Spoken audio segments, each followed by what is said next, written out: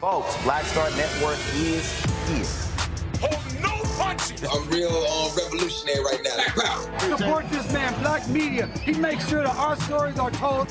Thank you for being the voice of Black America, Roland. Stay black. I love y'all. All momentum we have now, we have to keep this going. The video looks phenomenal. See, this difference between Black Star Network and Black-owned media and something like CNN. You can't be Black-owned media and be scared. It's time to be smart. Bring your eyeballs home. You dig?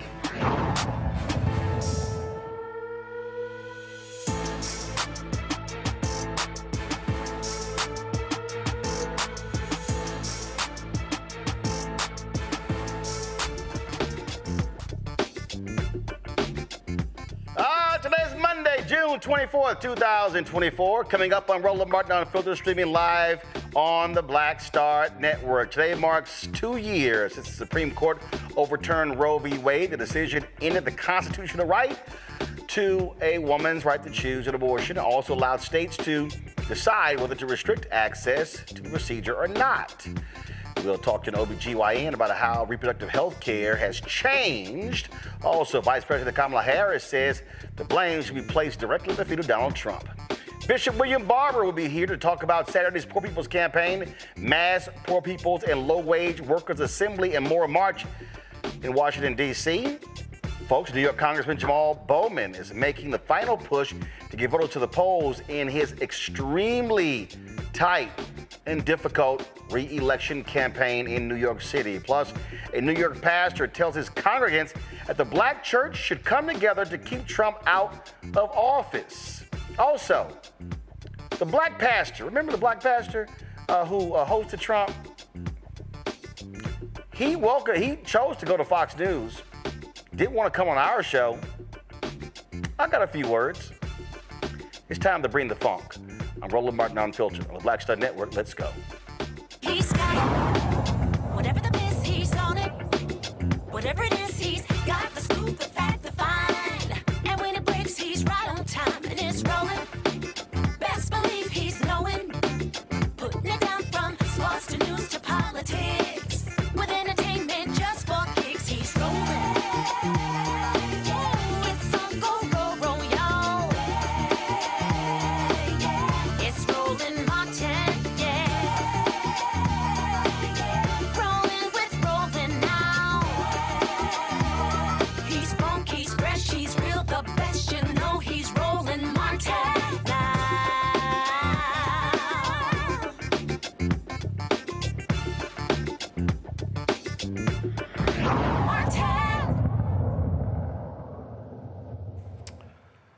Well, a couple of years ago, thousands stood outside the Supreme Court when the decision came down in the Dobbs case overturning Roe v. Wade. With that decision, 21 states then banned or significantly restricted abortion. Those bans resulted in severe medical implications, such as limiting access to reproductive care, causing more women to die, and worsening health outcomes.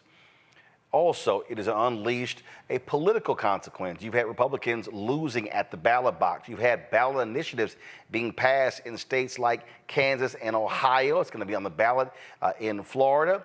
And so it has been a major point of contention. You have conservatives who have been delighted because that was their goal since the day Roe v. Wade was instituted or passed by the Supreme Court. Well, now you, of course, have it on the ballot this year. Politicians on both sides are making the point that this election in November is going to be about a woman's right to choose.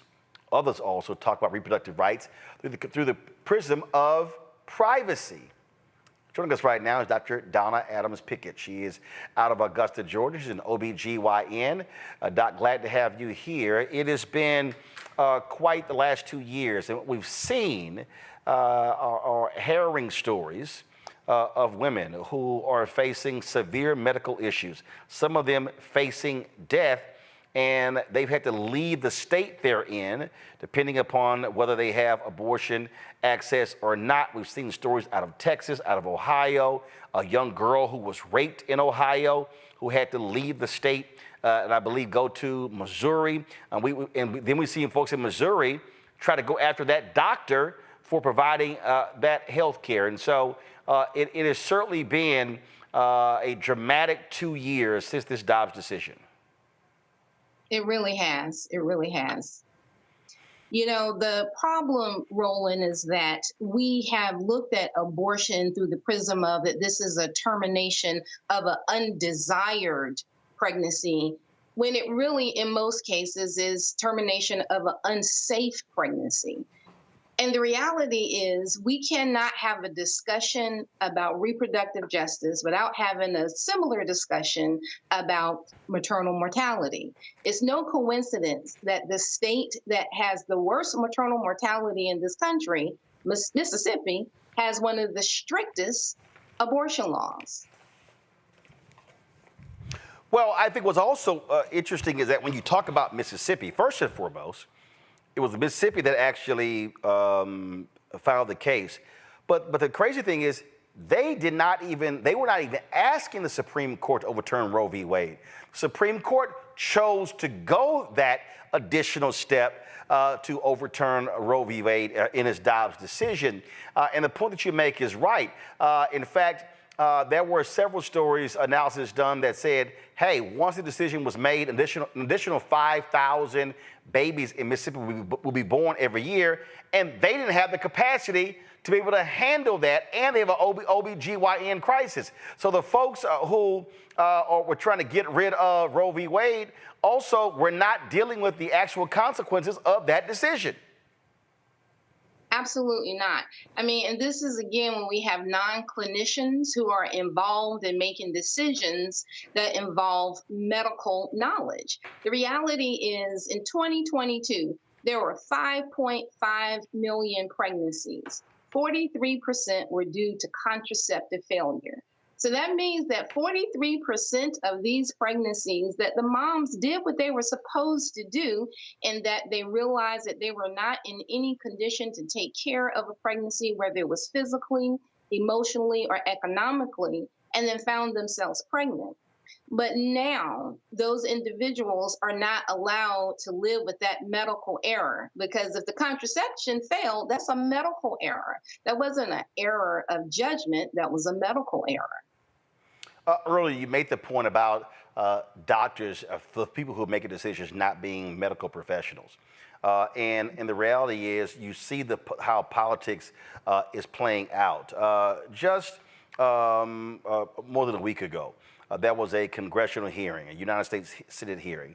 And then you had Senator John Kennedy of Louisiana with his fake accent, raising this issue and trying to highlight this problem as if it is a major issue, when this one sister had to go ahead and check him quite convincingly. Let me play that, folks. Here we go.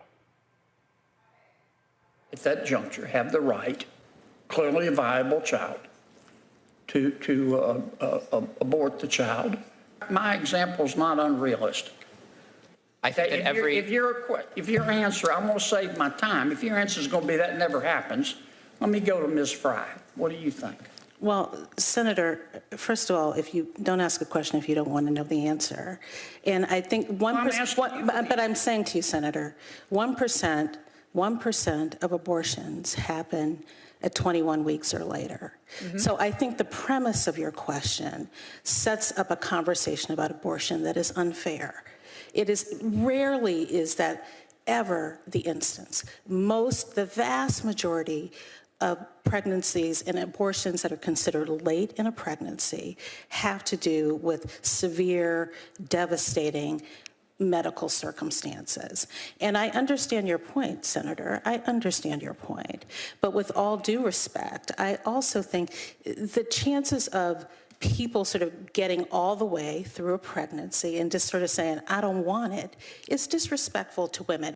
And these are sort of the lies that we have seen told by Republicans and by others. I mean, it's crazy how they're advancing, that you have people who are just deciding to have an abortion in the 9th month.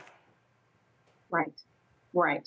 I mean, the reality is the larger percentage of these abortions or termination of pregnancies occur in the first trimester. between the 1st and 14th week of pregnancy. And as that very strong sister mentioned, that when we see late trimester, second trimester termination of pregnancies, that's usually due to a health issue with the mother or the child. But one of the things that this discussion rarely mentions is the patient who desires to carry a pregnancy to term, who truly wants to carry a pregnancy to term, and for whatever reason, medical complications arise that her body begins the process of terminating the pregnancy itself. And the hands of clinicians are tied in their effort to be able to intervene to help that mother's body along in a way that she remains alive and remains in a position where she can continue to have children in the future. If you recall, there was the case in Texas where the mother knew that if she continued with that pregnancy, not only was the life of the baby in danger, but her ability to carry other children in the future was in danger. And the hands of those clinicians were tied to be able to do so. Right now, you have even attacks on folks. You have some Republicans who want to track women. You have others who are demanding access to hospitals out of state. They don't even have any jurisdiction. But the other point is that you have doctors who are frankly in limbo in some places. They don't know what the hell to do because of the laws, because in some cases, they're going to hold them personally liable. Right, right. In some states, there are legal consequences for not only assisting a mother with termination of a pregnancy, even if her body is already in the process of doing so, even if they feel that the mother is in danger. But there are some laws that actually have bounties per se on the physician for facilitating transfer to other states that are more open with reproductive justice initiatives. And so one of the issues that faces our country in terms of maternal mortality is the rapidly decreasing numbers of OBGYNs. It is expected that in the next 5 years, we'll have fewer than about 3,000 OBGYNs. We have 2.2 million women in this country who live in counties that do not have OBGYNs. And right now, there is no encouragement for any medical student or resident to stay in this field, or for those like myself who are already board certified OBGYNs to continue obstetrics as part of our practice. Well, it has certainly been a much different America the last couple of years as a result of this decision, and it will remain a political battle as well. Doc, we certainly appreciate it. Thanks a lot. Thank you. Thank you for having the conversation, Roland. I appreciate it. Got to go to a break. We come back. We'll chat about this with our panel. You're watching Roland Martin Unfiltered right here on the Black Star Network.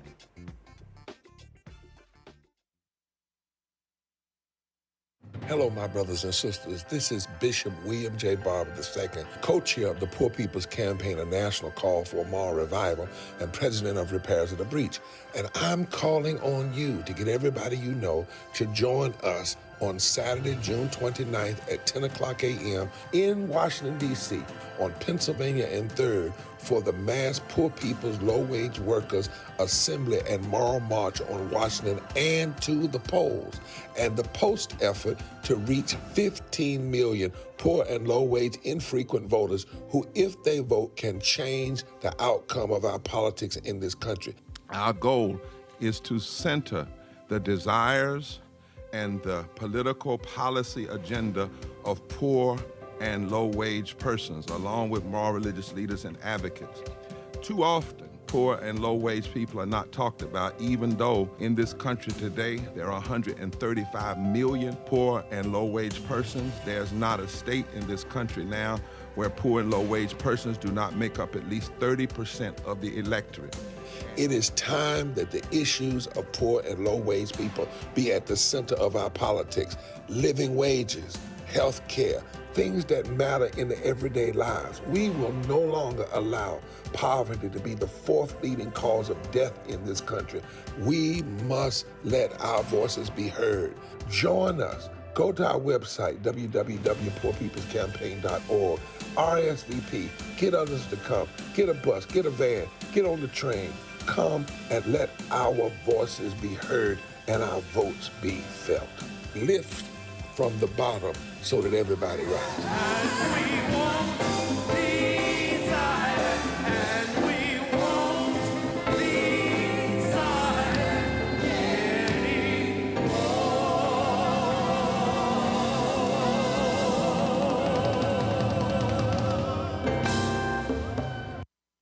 Hi, my name is Freddie Ricks. I'm from Houston, Texas. My name is Sharon Williams. I'm from Dallas, Texas.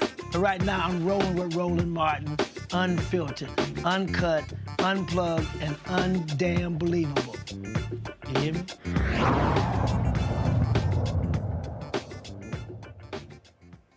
Folks, Vice President Kamala Harris has been speaking out all across the country regarding reproductive rights. She recently held a conversation with Christy Teigen about this very issue, and again has made this a prominent part of the re-election campaign. Here is what she had to say. This is a fight for freedom. The fundamental freedom of a woman to make decisions about her own body and not having her government tell her what to do. 2 years ago today, I think many of us remember where we were. 2 years ago today, the highest court in our land, the Court of Thurgood and RBG, took a constitutional right that had been recognized from the people of America, from the women of America.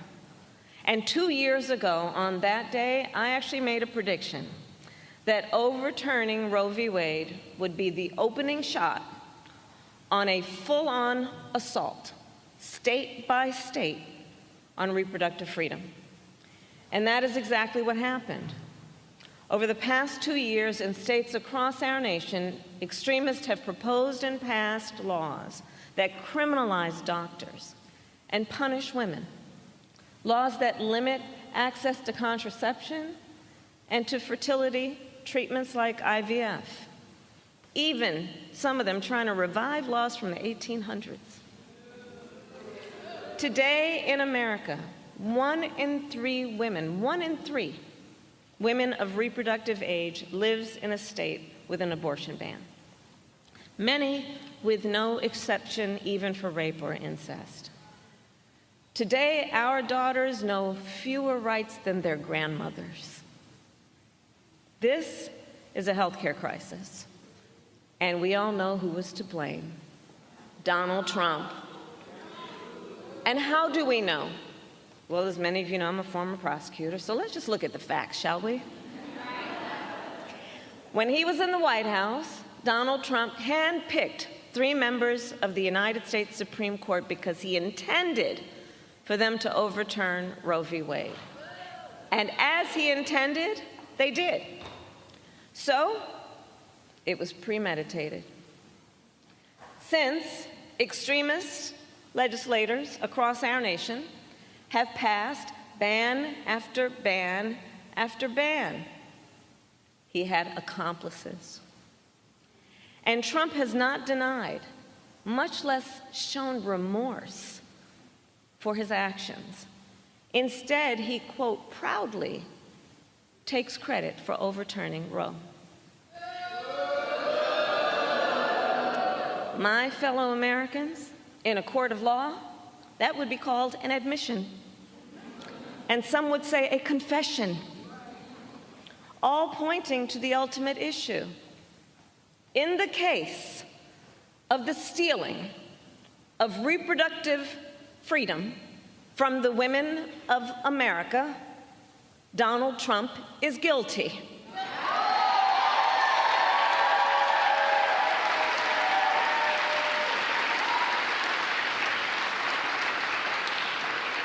And over the past 2 years, we have seen the impact of these Trump abortion bans, the horrific, heartbreaking reality that women have been facing every single day in our country. Women have been refused care during a miscarriage, turned away from the emergency room, and only given care when they develop sepsis. We have seen attacks on IVF. Women denied the freedom to make some of the most personal decisions in their lives. And understand, as much harm as he has already caused, a second Trump term would be even worse. His friends in the United States Congress are trying to pass a national ban that would outlaw abortion in every single state, in states like New York and California, and even right here in Maryland. And we all know if Donald Trump gets the chance, he will sign that ban. And how do we know? Well, when Congress tried to pass a national ban in 2017, he endorsed it. And he promised to sign it if it got to his desk. And now he wants us to believe he will not sign a national abortion ban. Look, enough with the gaslighting. All right, folks, my panel, Dr. Julian Malveaux, economist, president emerita, been in college, also author out of D.C., Dr. Amakongo Dabinga, senior professorial lecturer, School of International Service, American University, also joining us from D.C., Dr. Nyambe Carter, associate professor, University of Maryland School of Public Policy out of D.C. as well. Julian, I'll start with you. It has been certainly a 2 years that has seen massive upheaval. And when you listen to progressive women and others who say they were shocked and stunned, I don't understand how, considering Republicans and conservatives have made it perfectly clear for 4 decades they want to get rid of Roe v. Wade. The problem is that people on the progressive side just simply thought that it was settled law and that they were never going to try to undermine it. Well, they did. That was their goal, and they achieved it. You know, Roland, it's very interesting. First of all, it's like some of these so-called progressive women look at fat meat and think it ain't greasy. In other words, the orange man said he was going to do, he did it, and he'll do it again. He found the most conservative and younger judges. Amy Coney Barrett is not yet 50 years old. Found these younger judges who lied. They perjured themselves when they spoke to the Senate. They said that they accepted Roe as established law, but then they went on and did what they were going to do, and it's absurd. But let's not get twisted. It's not just Roe.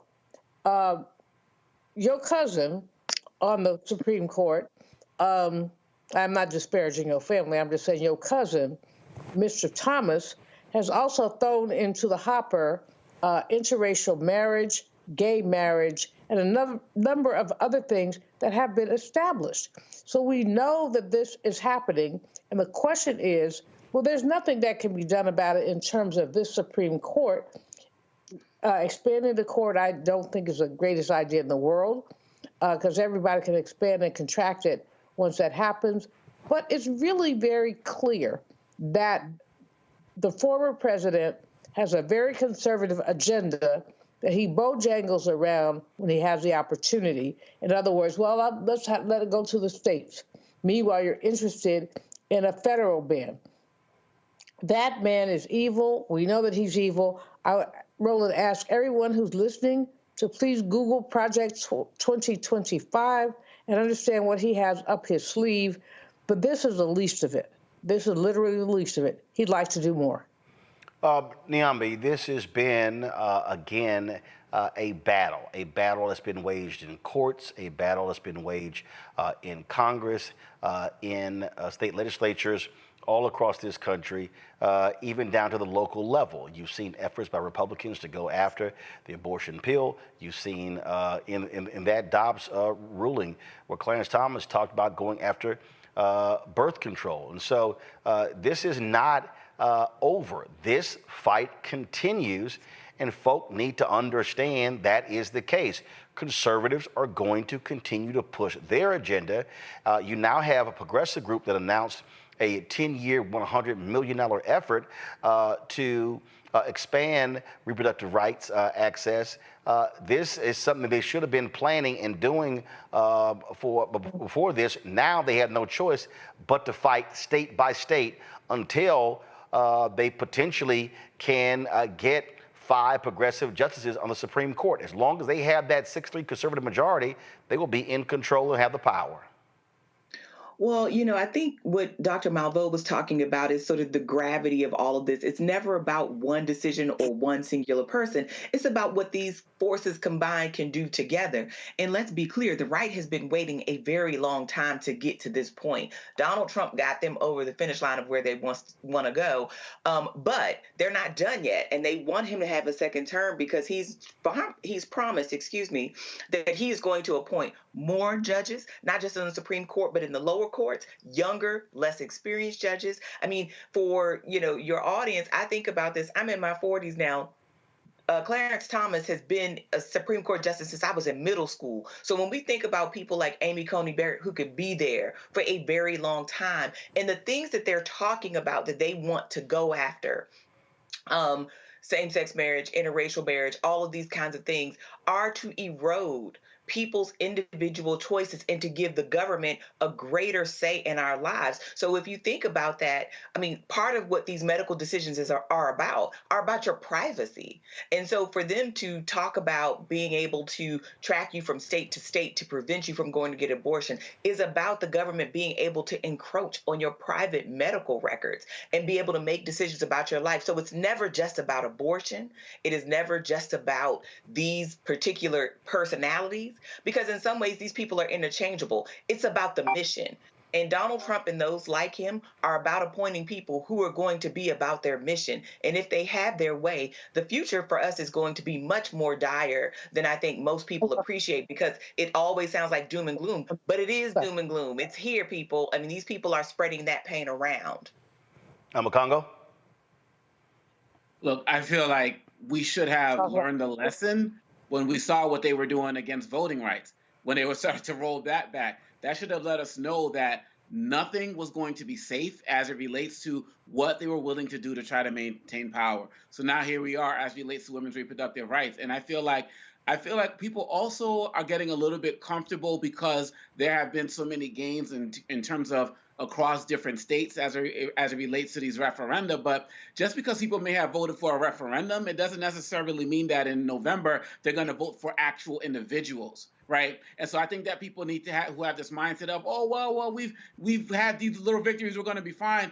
We can't drop the ball, like you said at the start of this segment. And so if we don't get it together now, and look, I'm like, hey, expand the court, whatever it's going to take to give my daughters more rights, the same amount of rights that my wife had, or, the same amount of rights that my mom had in Congo, whatever it takes, we got to do that. We got to fight back. And our mindset of we got it all figured out, we're good, is what got us here in the first place. We should have expected them to do what they did. But I believe that if we keep going, you kept talking about the importance of using Vice President Kamala Harris as a messenger. She's been out there strong. So this is where we are. No time to complain. We got to keep fighting and keep supporting these organizations. But this has to be the last time that we get caught off guard, because these guys are schemers and do whatever they can to maintain power. And so we have to learn the lessons now, because if not, just forget about it. It is going to be a continuous battle, and trust me, it will play out big time at the ballot box in November. All right, got to go to break, folks. When we come back on Roland Martin Unfiltered, more to talk about, including the preview to Saturday's Poor People's Campaign mass rally taking place here in Washington, D.C. We will be on the scene covering that live. Folks, this is the kind of work that we do here, that we want you to support us in our efforts. Please, our goal is to get 20,000 of our fans contributing on average $50 each, which comes out to $4.19 a month, 13 cents a day. Your support allows us to travel this country, covering the stories that matter, that other people are not talking about. This show 5 days a week, the other weekly shows that we have, all of those shows are critically important to, again, speak into our issues. And so send your check and money order, P.O. Box 57196, Washington, D.C., 20037-0196. Cash App is $RM Unfiltered. PayPal is R Martin Unfiltered. Venmo is RM Unfiltered. Zelle, Roland at RolandSMartin.com, Roland at RolandMartinUnfiltered.com, and download the Black Star Network app. Apple phone, Android phone, Apple TV, Android TV, Roku, Amazon Fire TV, Xbox One, Samsung Smart TV. We'll be right back. On the next Get Wealthy with me, Deborah Owens, America's Wealth Coach, financial literacy. Without it, wealth is just a pipe dream. And yet, half of our schools in this country don't even teach it to our kids. You're going to hear from a woman who's determined to change all that, not only here, but around the world. World of Money is the leading provider of immersive financial education for children ages 7 to 18. We provide 120 online and classroom hours of financial education. That's right here on Get Wealthy on Black Star Network. Next on the Black Table with me, Greg Carr. Dr. Gerald Horne, a man regarded by many as the most important historian of our time. He provides us a history lesson I'm betting you've never heard before. Texas enslavers who planned to continue the conflict even after Appomattox, even after the formal surrender of Robert E. Lee. Dr. Horne talks about his new book, The Counter-Revolution of 1836, Texas, Slavery, and Jim Crow, and the Roots of U.S. Fascism. You do not want to miss this conversation. Only on the Black Table, right here on the Black Star Network.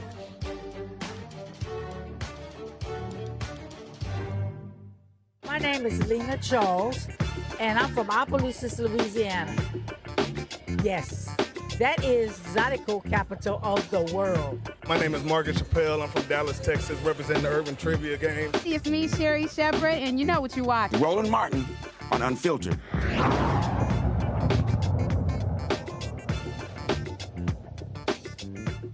On tomorrow, Congressman Jamaal Bowman will find out whether the fight for his political life continues or ends. He'll be facing Westchester County Executive George Latimer to represent the 16th Congressional District in New York. It has been a bitter campaign as Latimer has been supported by significant dollars from Republicans and AIPAC.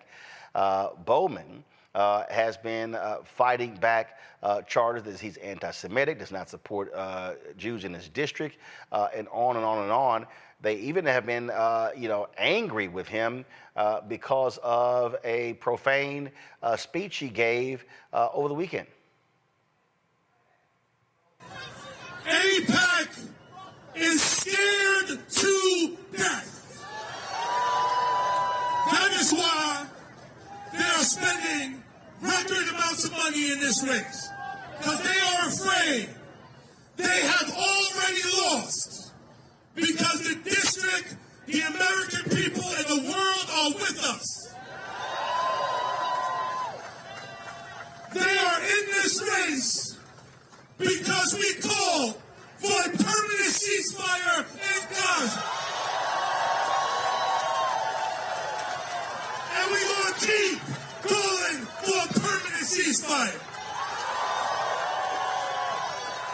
Ceasefire now!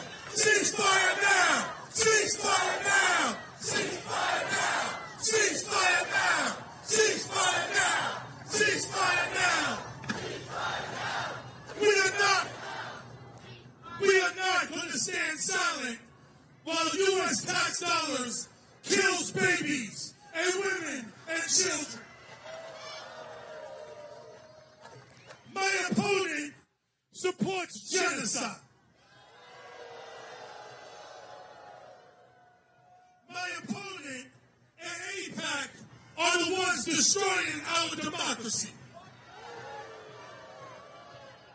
And it is on us, it is on all of us to save our democracy. Earlier today, I talked with Congressman Bowman about this campaign and the race.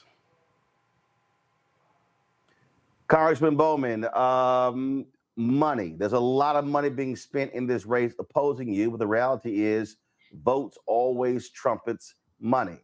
What has your team been focused on when it comes to a ground game, early voting, but also when it comes to election day tomorrow? You know, from the very beginning, we've been speaking to all registered voters and non-registered voters. We've had a very robust voter registration program up now for several months.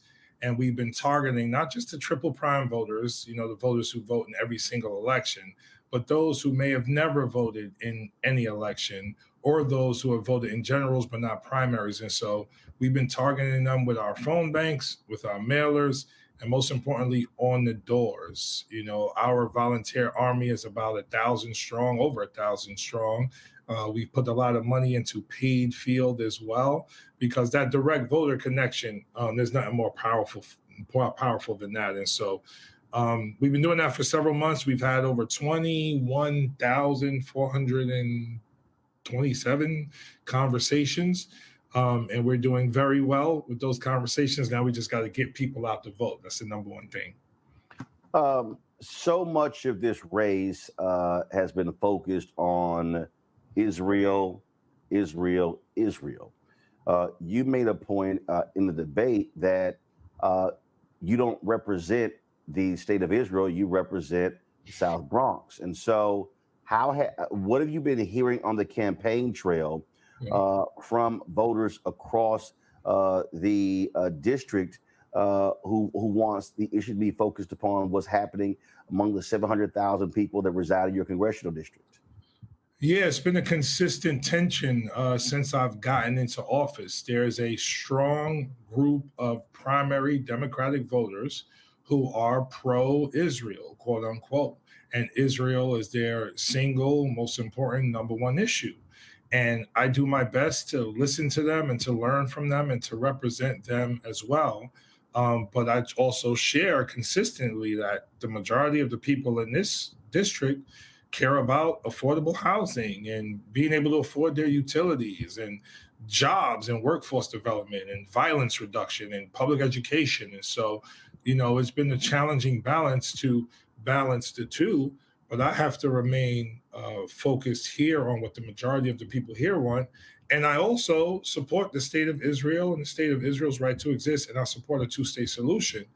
However, that has also come with, you know, periodic critiques of the Israeli government, particularly as it relates to what's happening right now in Gaza. And so, unfortunately, remember, you know, it was Elliot Hingle here for 30 years before, you know, we won in 2020. And so there haven't been these more well-rounded conversations about Israel-Palestine. They've only been one-sided. So now it's, I guess, jarring to many in the district that we're actually talking about the humanity of Palestinians, which I think is essential for the safety of Israel going forward. And so, with that, you've got, you know, AIPAC. You are their number one target. You have hit them for the millions of dollars that are being spent. You've got a lot of money that's come from Republican donors who also want to take you out as well. Do you see, and this is not just you, we saw the targeting of Summer Lee in Pittsburgh. You've got Cori Bush in St. Louis, Ayanna Pressley in Massachusetts. You know, this is a coordinated effort to go after what some will call the squad or very progressive members of the Democratic Party. Yeah, no, absolutely. And it's incredibly alarming and incredibly dangerous to our democracy, because the right-wing Republicans that are funding AIPAC, they also fund initiatives to take away our voting rights, to take away affirmative action, to take away our reproductive rights and other civil rights that we have fought and died for. They support 109 Republicans who voted to overturn the election in 2020.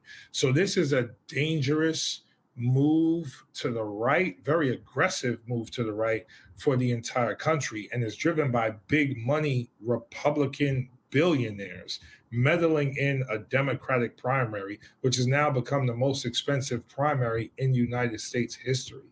And so, you know, whether you agree or disagree with me on an issue or two or three, we have to ask ourselves, are we going to allow Republican billionaires to buy a congressional seat from the people? And my hope is that answer is hell no, we're not. And we're going to get to the polls in record numbers to stop that from happening. On that particular point there, there's no coincidence that the folks I also mentioned are all African-American. And so what does that say about the Congressional Black Caucus has the largest bloc among the Democratic caucus. What does this say? What does this signal to African Americans, this direct targeting of Black lawmakers by AIPAC and by these Republican donors? You know, it's a reminder of our history, I think. When you look throughout American history, whenever Black or brown people have been outspoken, particularly Black people, we have been targeted. We've been targeted with smearing, with lynching, and everything in between. And so this is just the modern day version of this. We're being targeted politically, not just for our seats, but for our livelihoods. Because the way the smear ads and the attacks have come in this particular race, they're not just thinking about, getting me out of this seat. They're thinking about, post-election, what happens to my life and my career and my family. We've received death threats. My family has been written about. My kids have been written about. This is what's happening. This is what they're doing. And so it's a stark reminder of the reality that we're living in. But it's also, in my opinion, an urgent call to circle the wagons around each other so that we can support and protect and uplift each other and continue to fight and rescue America from itself, because America has always needed Black people to rescue it from itself. And we need that to save our democracy in this moment and to uplift our overall humanity. Because we're going down a dark path if we allow elections to be bought. It's already been happening quietly. This is just probably one of the loudest times it's happened in recent memory. When you look at endorsements, obviously politicians, target endorsements. But when you've got Hillary Clinton supporting your opponent, when you've got former Congressman Mondaire Jones, someone who was a colleague of yours when serving in the Congress before he lost in the last congressional race. Do you put much stock in endorsements? And just your thoughts about that? It depends. No, I don't put much stock in those two particular endorsements in this particular district. Mr. Jones has never represented this community. And the one time he thought about running in this district, his polling showed him that would not be a good choice. And Secretary Clinton, with all due respect, also doesn't live near or engage this district or community at all. And while, she has been a pillar of Democratic politics in the past, the people here are looking for a vision for the future. And I believe that the people know that vision is represented by people like me and Ayanna Presley and Hakeem Jeffries, who has endorsed us, and Pete Aguilar, who has endorsed us, and Catherine Clark, as well as even older senators like Senator Sanders, who many credit as being one of the inspirations for the squad running for office and winning. I know he was an inspiration of mine. Senator Sanders was, Senator Elizabeth Warren as well. We've also been endorsed by Maxine Waters, who I think is the godmother of all of us as it speaks to racial justice and so many other issues. And so we like our endorsements, and I think our endorsements capture more of the future of the Democratic Party as opposed to my opponent's endorsements. For folks who don't know, what's the makeup of your district? So it's a majority minority district. The largest minority is Latino by a few percentage points. My district covers the Northeast Bronx and Southern Westchester County. So Co-op City in the Bronx, Baychester, Edenwald in the Bronx, Yonkers, Mount Vernon, New Rochelle, in Westchester, all the way up to White Plains. It includes Portchester, Greenburgh, the river towns, the Sound Shore, Scarsdale, Ardsley, Tuckahoe, and a few smaller municipalities in the middle. And so with that, being a majority minority district, elections and primaries comes out to turnout. And so when we look at turnout in primaries, they're not significant. They're not high. So obviously motivated voters are the ones that turn out. How are you really getting your people to understand in the next 36 hours how critically important it is to have minorities in your district really vote their numbers. They vote their numbers, then it should be a fairly easy election night. Yes, not easy, but yes, it should be a victorious election night. You know, everything I've shared on this call and in this conversation, we have shared with the voters. We have told them from the very beginning, this is GOP billionaires trying to buy this congressional seat from you, the people, simply because I call for a ceasefire in Gaza and because I speak up for Black and brown people here.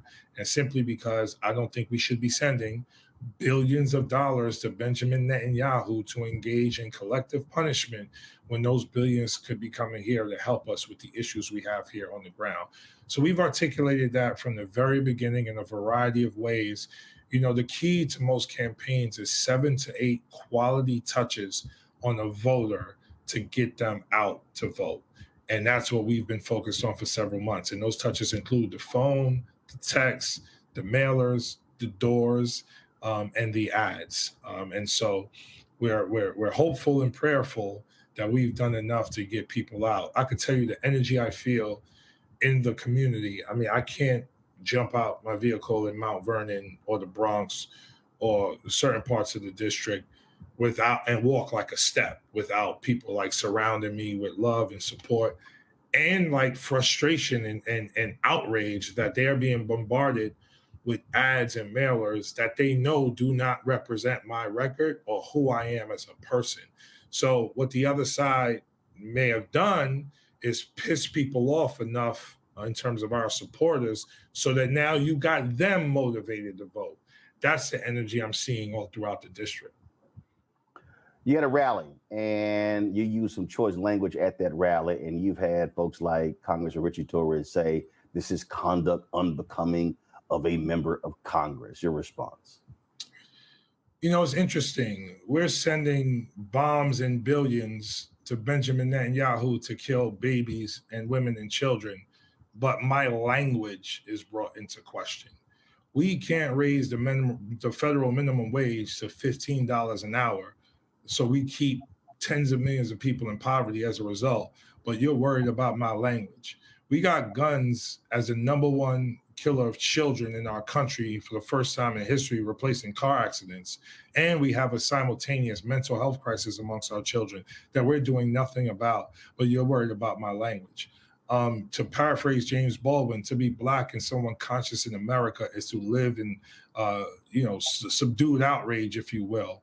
And so I'm outraged. And every now and then, especially when you're coming after my family and myself and whatever, and, you know, I'm not a career politician. I'm not always going to have the proper decorum, but I guarantee you I will be expressing the emotions of the people who are also outraged, who want to see our government work for them. And so, you know, my apologies to anyone who was offended by my language, but I think we all need to be outraged. What's happening in our world should facilitate a march on Washington every week, because we allowing 1 in 5 children to go to bed hungry. We allow 9 million children across the globe to die every year because they don't have access to clean water. But we spend $1 trillion a year on the military that kills innocent babies and children and women. This is not governance. This is not humanity. We need our humanity back. And if a few choice words is going to lead us to that, then so be it. Congressman Bowman, last comment. If there is somebody out there watching, listening, they are straddling the fence, they're unsure if they want to vote for you, or they're unsure if they want to vote, period, what do you say to them? Vote to send a lifelong educator back to Congress, a middle school principal for 10 and a half years, educated for 20 years, who literally has served the community directly my entire adult life. Raised by a single mom, come from the working class, will always fight for marginalized people and will always fight for justice and growth and a vision for America that includes everyone. That's what our country is supposed to be about. That's what we need in Congress.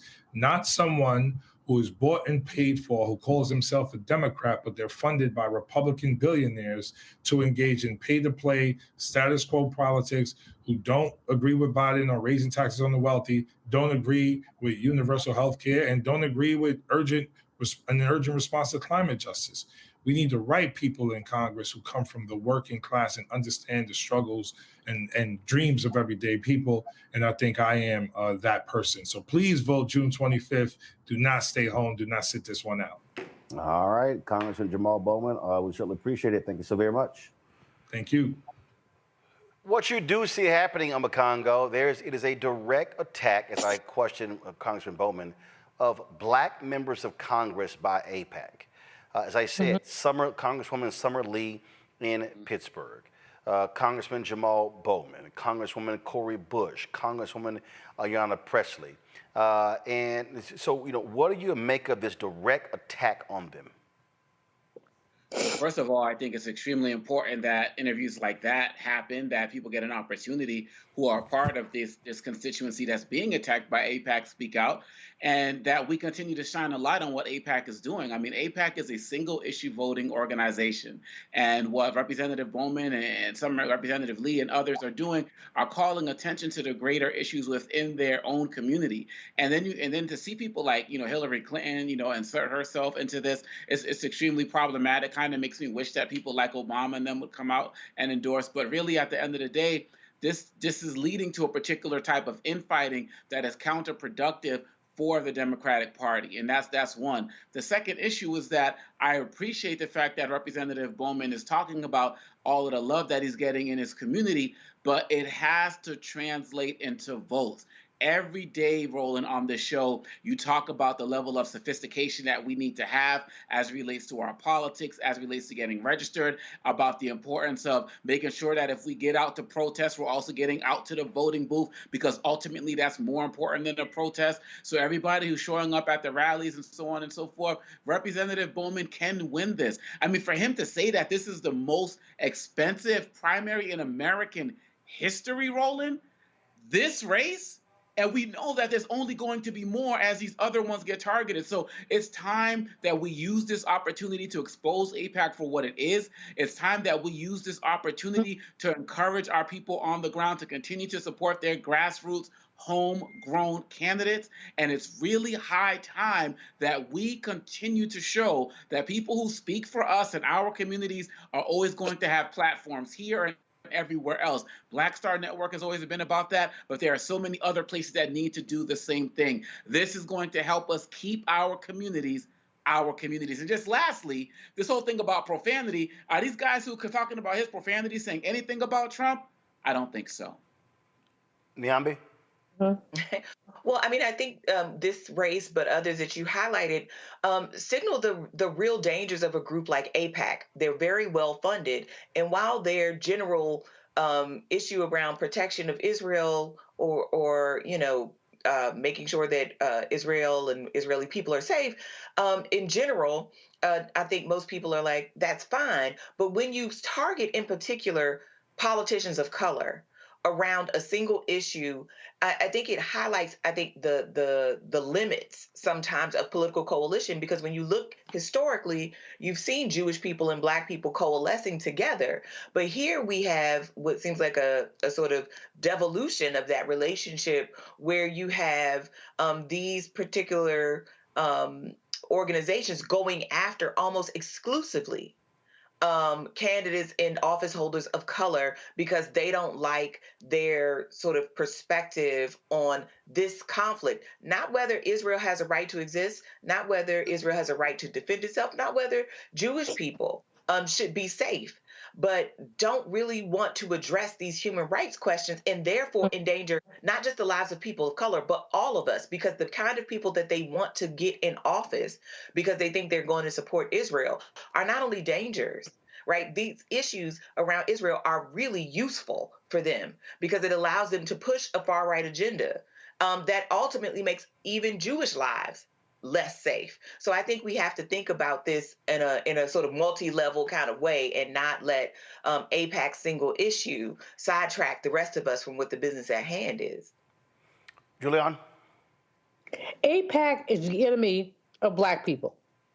AIPAC is the enemy. None of us disputes the issue of Israel's right to exist, but we dispute the ability of this PAC to go after our people, Summer Lee, now Jamaal Bowman, to spend $14 million trying to unseat this man by a tepid little white man who basically has nothing to bring Black people. We, Black and Jewish people, have had a centuries-long or decades-long alliance, but the alliance has been fraying as Black people have chosen to speak up. And that's what Jamaal has done. He's spoken up. Nobody, I mean, there are 33,000 minimum, last time I checked, Palestinian children who've been killed. Who co-signs that? Who co-signs that? Anybody with a conscience would say, no, enough, enough. So I admire Jamaal Bowman for his sagacity, for his tenacity, for his willingness to say, oh, hell no. The challenge is not around Bowman, it's whether or not his team can get the people out. Where people can get out and vote. Is the Bronx for sale? That's the question that he's asking. And, I think both of my colleagues have raised the question and said, no. I mean, I think Omokongo has really raised the question very appropriately. I think that Nyambe also, in terms of talking about what we have in front of us. But the bottom line here is that Israel believes they can buy members of Congress, and they are especially targeted vulnerable Black members of Congress. And we have to push back. We simply have to push back. If they're our allies, they need to stop it. They just need to stop it and let the people choose. All right, folks, hold tight 1 second. When we come back, we'll chat with Reverend Dr. William Barber about Saturday's rally in the nation's capital, focusing on poor and low-wage workers. That's next, right here on Roland Martin Unfiltered on the Black Star Network. On A Balanced Life with me, Dr. Jackie, we meet Ricky Fairley. She was given a death sentence by her doctor 11 years ago. But for Ricky, giving up was not an option. She declared war on her disease, turned her entire life upside down, and won the battle. I know that God left me here to do this work. And when you talk about faith, faith is what got me through. I mean, I had to relinquish my faith and give my life to God and say, okay, God, what have you got for me? And He gave me my purpose. And that's why I'm here. Her amazing story of strength, balance, and survival here on A Balanced Life with Dr. Jackie on Black Star Network.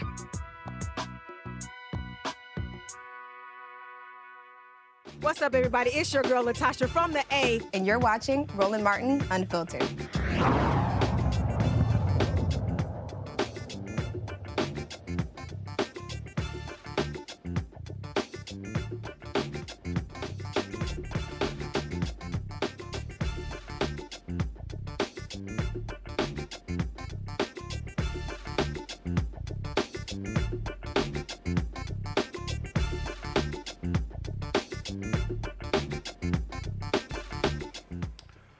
All right, folks, on Saturday in the nation's capital, there will be a mass rally focusing on poor and low-wage workers. The Poor People's Campaign has been working diligently on this. Their goal is very simple, and that is to educate America on the reality facing poor and low-wage workers, but also to galvanize those individuals to use their voting power all across the country. For the last several weeks, you've seen us running this commercial right here on Roland Martin Unfiltered, rallying people to come to Washington, D.C. We're going to play a portion of it.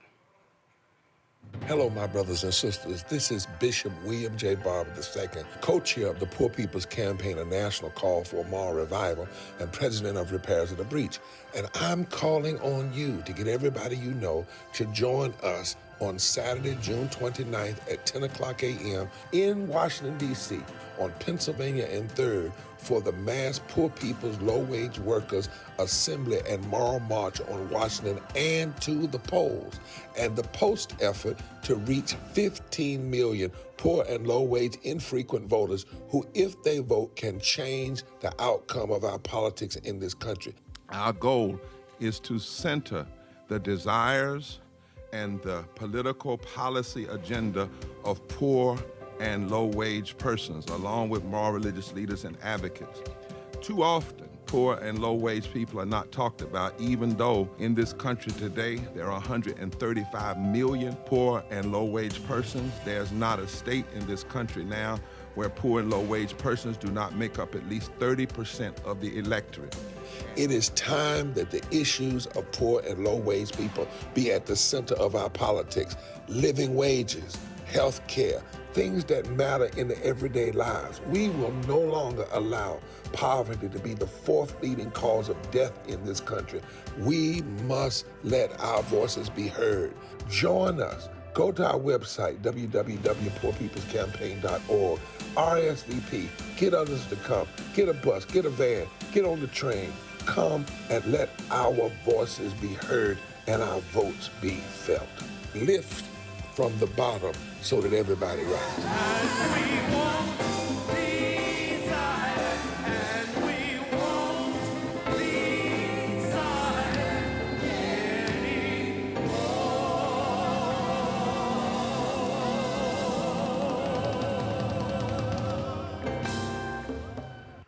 Joining us right now is Reverend Dr. William Barber. Doc, glad to have you. Doc, I'm glad to come on and listen. I apologize, I'm in a 2-hour zone trip over here in Denver, but things are moving in a powerful way. I just got a report that hundreds of buses are coming. And I want to read your audience something, because this effort is also not just a gathering, but a commitment to touch 15 million poor and low-wage voters at least 3 times between now and November through a plan that we put together. But this study just released. In Georgia, for example, Biden won by almost 12,000 votes in 2020. North Carolina lost by 74,000. But in both states, more than 1 million eligible low-income, poor and low-income voters will likely not vote if past trends continue.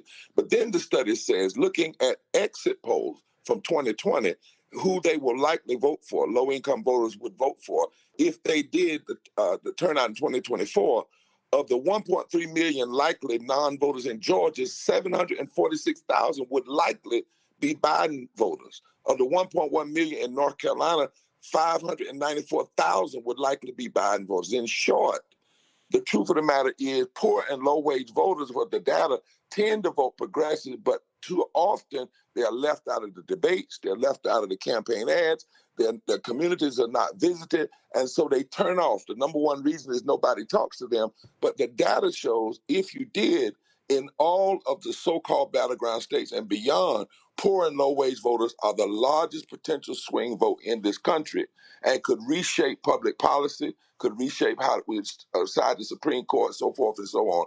This is not an exercise in futility. This is serious grappling with the possibility of raising up a new electorate that can fundamentally shift the economic architecture and the political architecture of the country. When we talk about, again, mobilizing, organizing, and I say this constantly, it drives me crazy, because when I see that, what y'all are doing is not saying, hey, let's come to D.C. on a weekend. Let's have some speeches. Let's have some gatherings. Let's get together and have a good time, smile, take selfies, post on social media.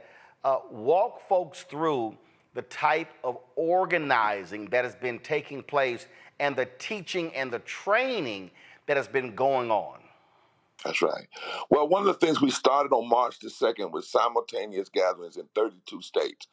To make sure that we reach down all the way to the state level. In addition, we built a coalition of 35 anchor organizations, which now have a constituency base of 60 million people. And all of those will be cross-posted on Saturday. All of the speakers will be poor and low-income persons or religious leaders, but they will be drilling down this power dynamic.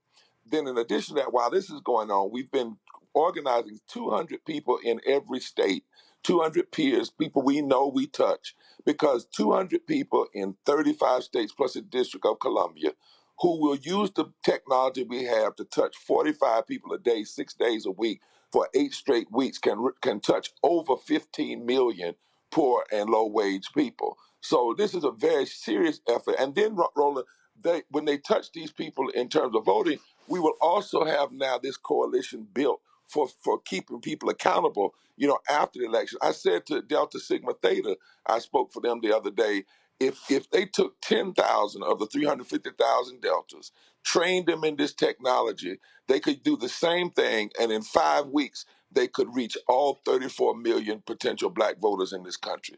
We are in a place, Roland, where we don't have to just have a gathering. We can have true mobilization and true organizing, but it takes a lot of hard work and a lot of commitment, Roland. It's not just get on the bus and come. But also there's an agenda attached.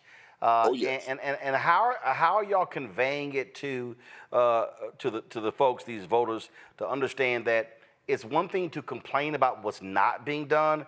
It's another, though, to drive your agenda. Exactly. One of the things that we're saying to folk is you don't just get out here and rah-rah and say what you hate. You have to turn to go on the offense. So when you have power, real legitimate power, you don't just complain, you go on the offense with that power. But what we're saying is our power is not Democratic power, Republican power, it's the power of issues. So we have a 17-point agenda. That agenda is being taught across the country. It'll be taught on Saturday. We've reduced it to a page back and front with the question, did you know, for instance, that poor and low wage, that poverty is the fourth leading cause of death in the country, killing 295,000 people a year. Therefore, we stand for this. Therefore, we stand for this.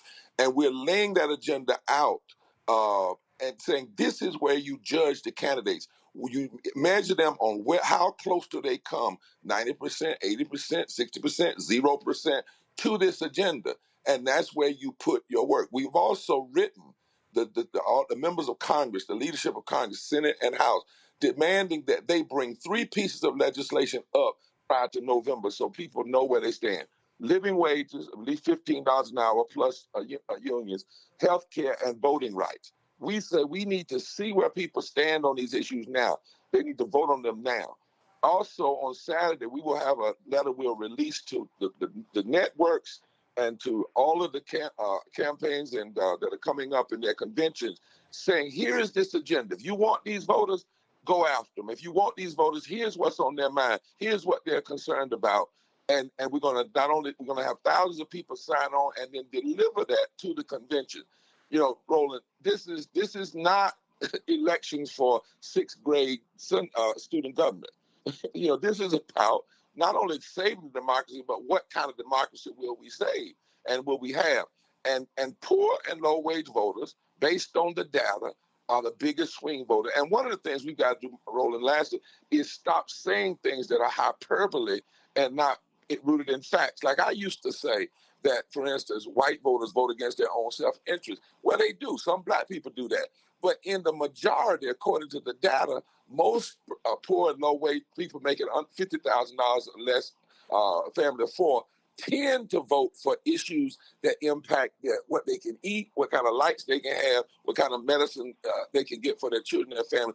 Those are the issues that really matter. And I'm not saying everybody, but there's a broad group out there that if you connect them with black folk and Latino folk and Asian folk, you don't reduce the issue of race, you deepen it, you expand it, you connect it, you can actually build this powerful block. And that's what we're trying to do. Questions from our panel. Nyambe, you first.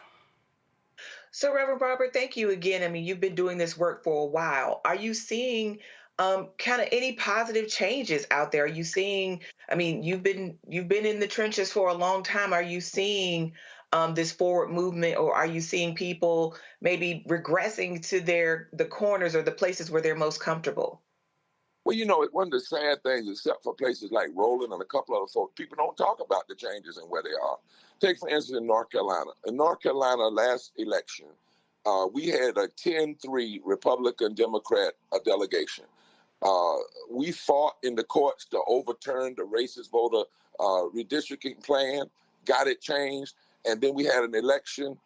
It can clearly be shown that poor and low-wage people were the difference makers to change North Carolina from 10-3 to 7-7. I mean, 10-4 to 7-7. But you don't hear about that. In Kentucky, when Beshear won, Beshear unseated an incumbent Trumpite, an incumbent Tea Partier.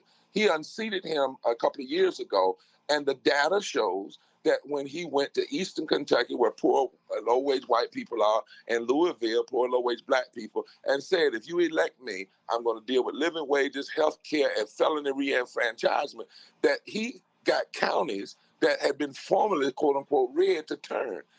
This message of this reality of turning is possible. When I was in the Moral Monday movement in North Carolina, we were the only state through building this kind of coalition that unseated an incumbent, regressive, mean-spirited governor, and two incumbent Tea Partiers who were state legislators. And the PPP polling said if it had not been for the Moral Monday organizing and mobilizing, that would have not happened in North Carolina.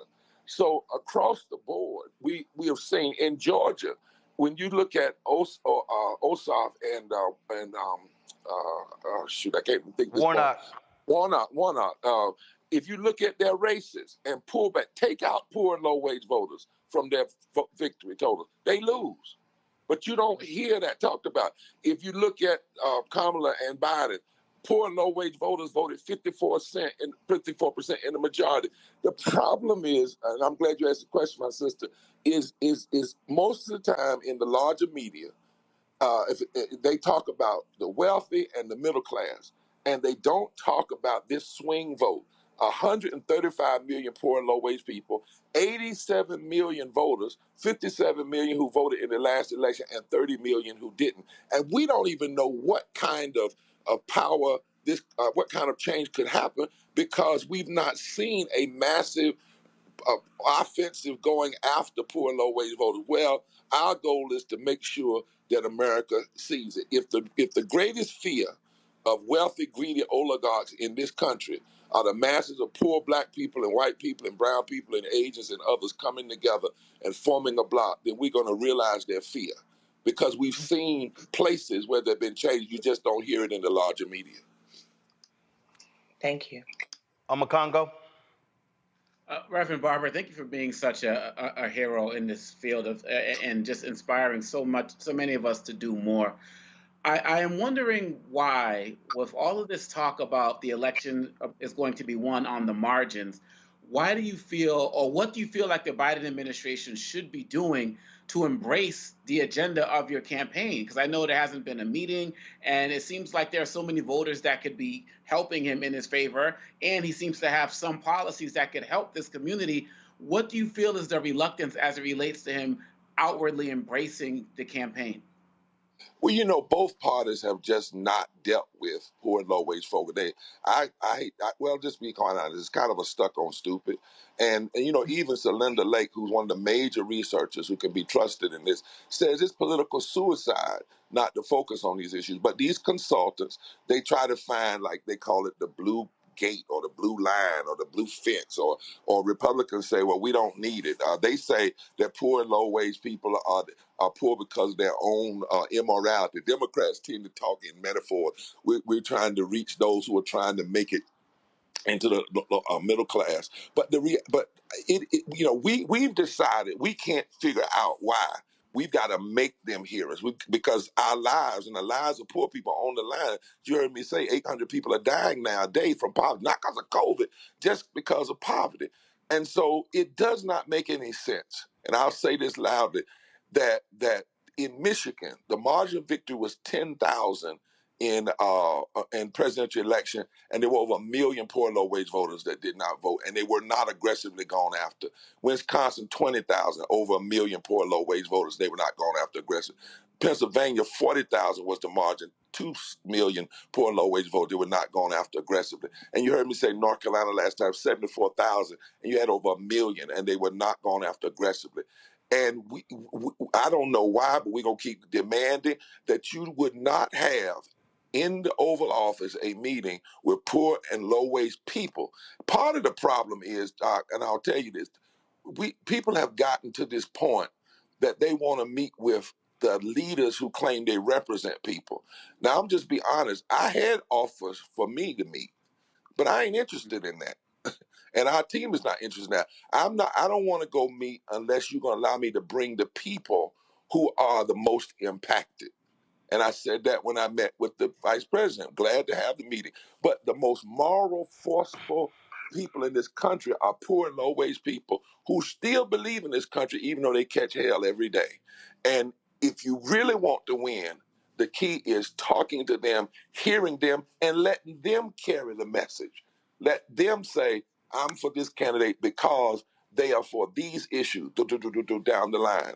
I don't know why I can't figure out, why it's foolish. These consultants need to quit it. But I do know the numbers are telling us it makes no political sense at all that a part of any major campaign, whether you're Republican, Democrat, whether you're running independent, running Green Party, any party, what you're running for, if you are walking away from a direct attempt to move 30 million poor and low-wage voters and just dismissing them, it is political foolishness.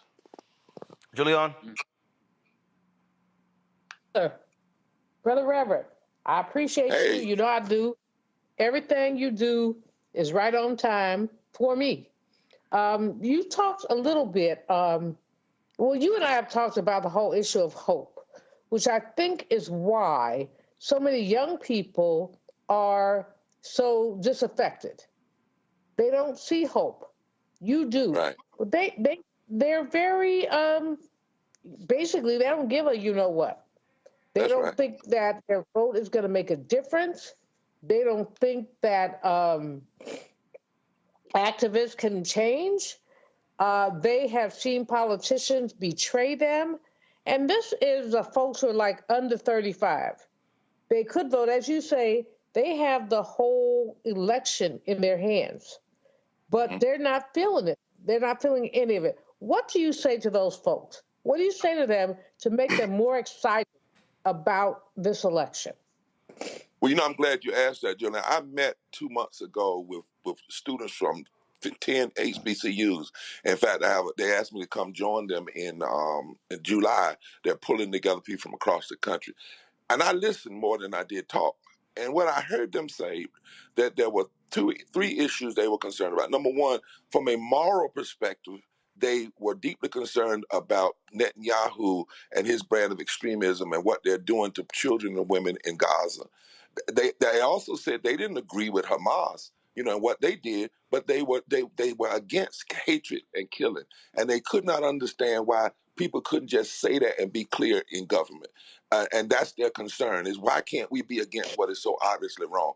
Number two, they said they were for living wages, and these young people said to me, what depressed a lot of them was we had one vote on the living wage to raise the minimum wage to $15 an hour. In 2020, I believe it was, or 2021. We haven't raised the minimum wage since 2009. And they said to me, about what in the world, why would we vote if we can't even get something as basic as a living wage done? And then, of course, they brought up voting rights.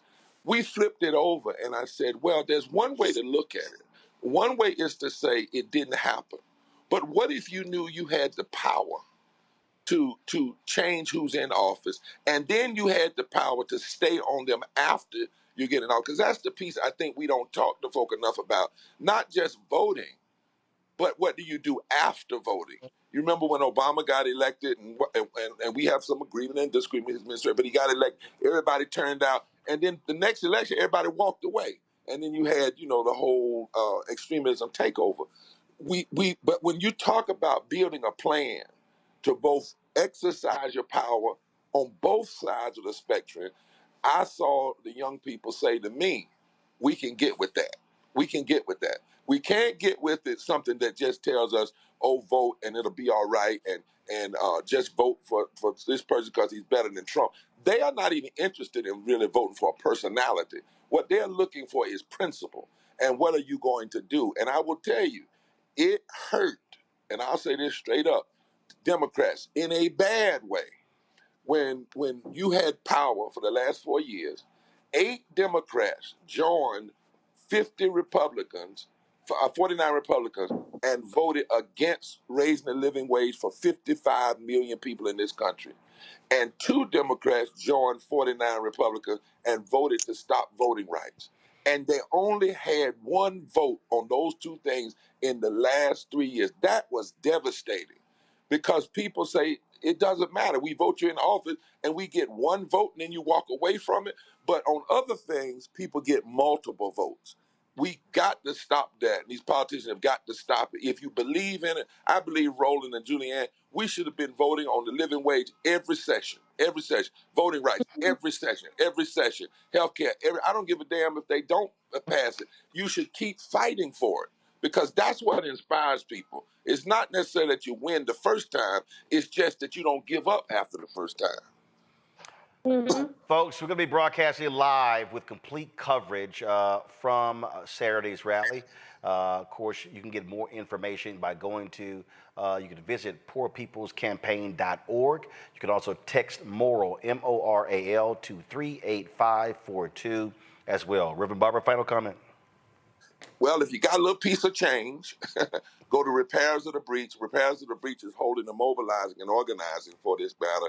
And you can, give us a little something to breachrepairs.org to help us out. This is not without finances. But what we're doing is we're calling folk together. It doesn't cost you a dime to come.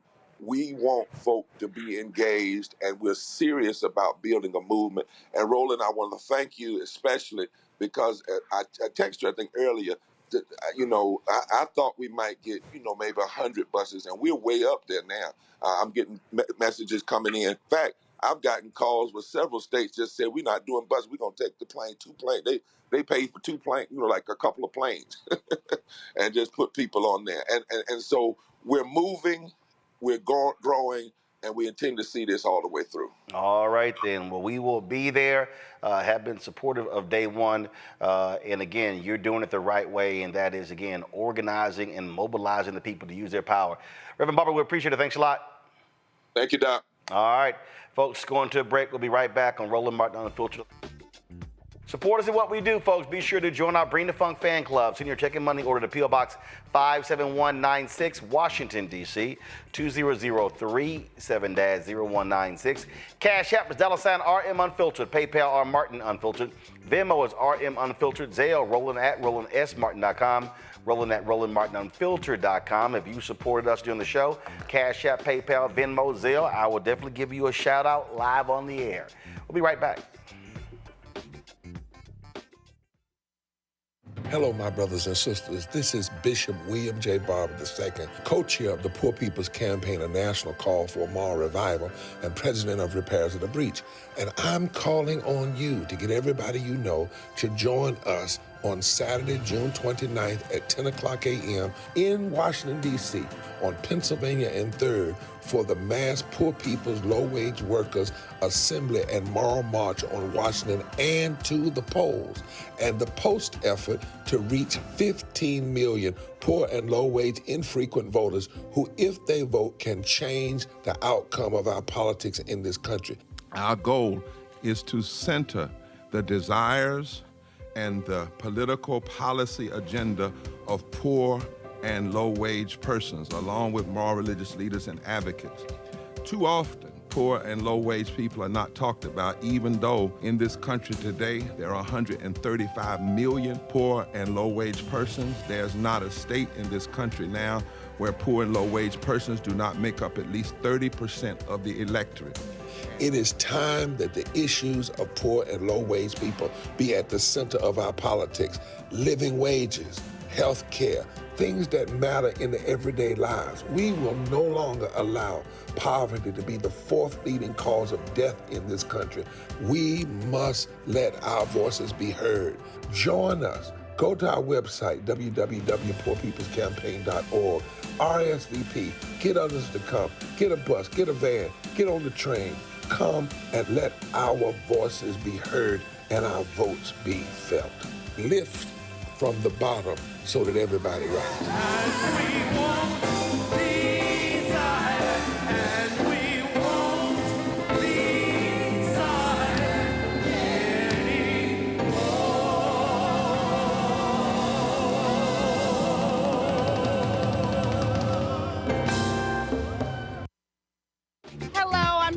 Mitchell, a news anchor at Fox 5 DC. Hey, what's up? It's Tammy Roman, and you are watching Roland Martin Unfiltered.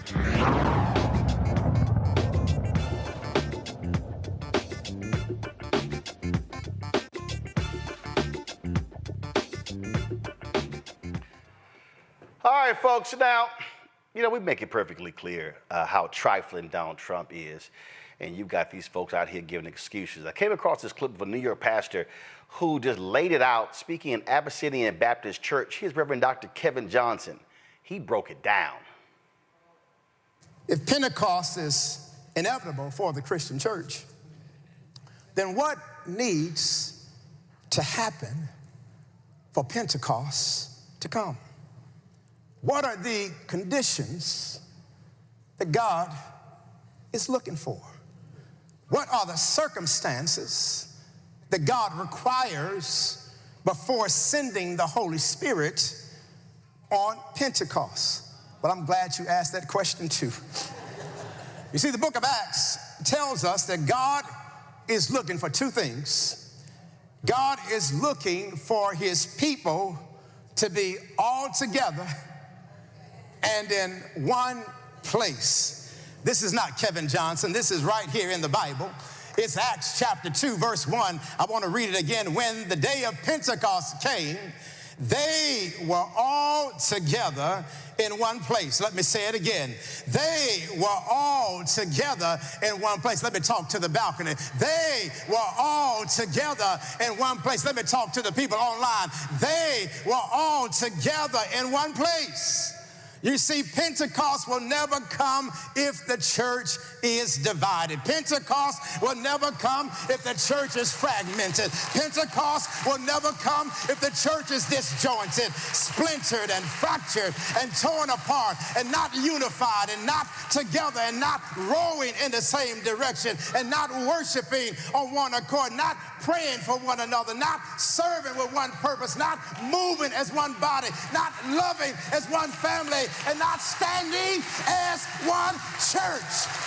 The Bible says when they all were together in one place. What is Luke saying?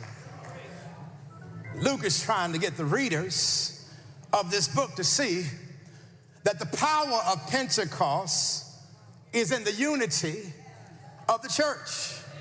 They were all together in one place.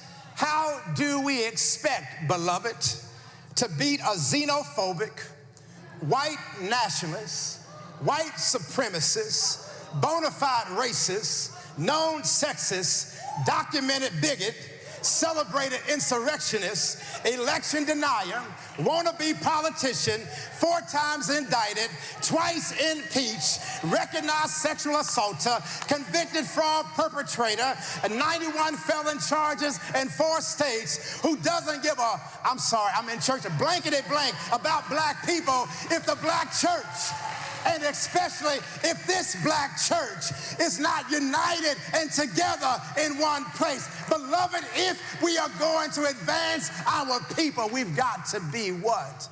Together.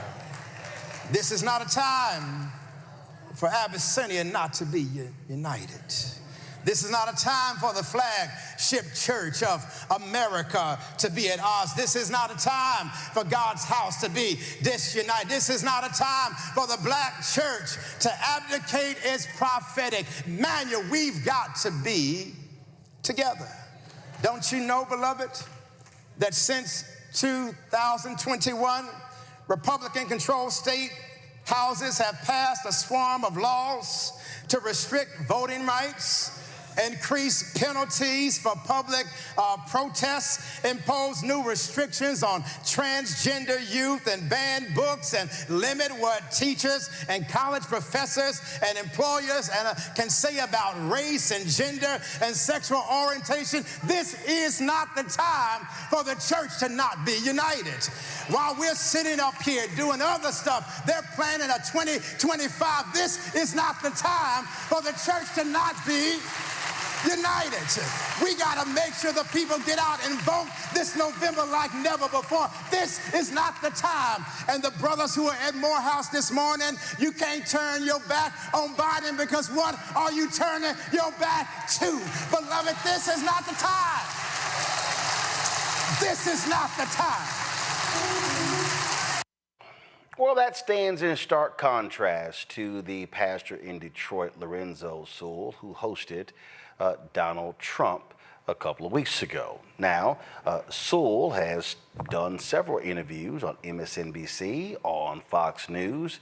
We've extended the invitation to him for more than a week to come on this show, and he hasn't accepted. So I want to play for you for some of this stuff that he said on Fox News. And y'all know I got to break some of this down. So why don't you go ahead, and this is him, Pastor Lorenzo Sewell, talking to Laura Ingraham on Fox News.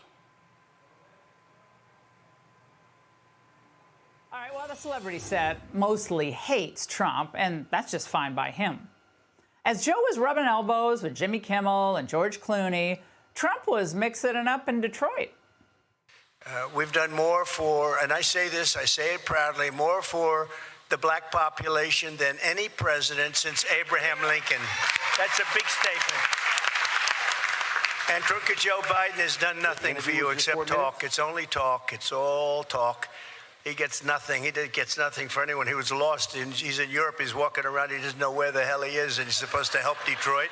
I don't think so. Now, the reaction on the ground in Deep Blue territory was big. Trump won't win Detroit. He'll probably lose by a fairly wide margin, but he's actually still working for the votes. And he's getting a lot of respect just for showing up. President Trump, I'm so humbled that you would be here. President Obama never came to the hood, so to speak, right? President Joe Biden, he went to the big NAACP dinner, but he never came to the hood. So thank you.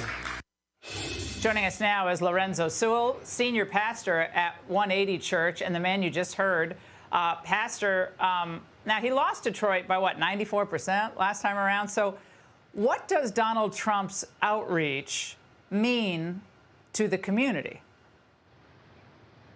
When you are in the worst of the worst, you're talking about women being human trafficked literally on the street next to us. You're talking about a methadone clinic where 500 people go every single day that are generationally addicted.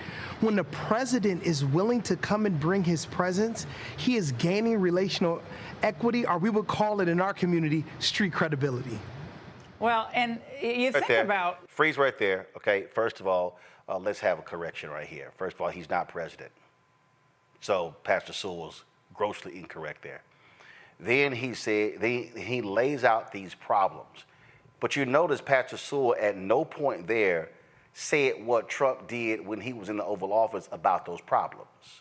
See, so it's one thing to say he came to your church while he's trying to get some votes, but you said nothing about where was he for 4 years when he was in the Oval Office.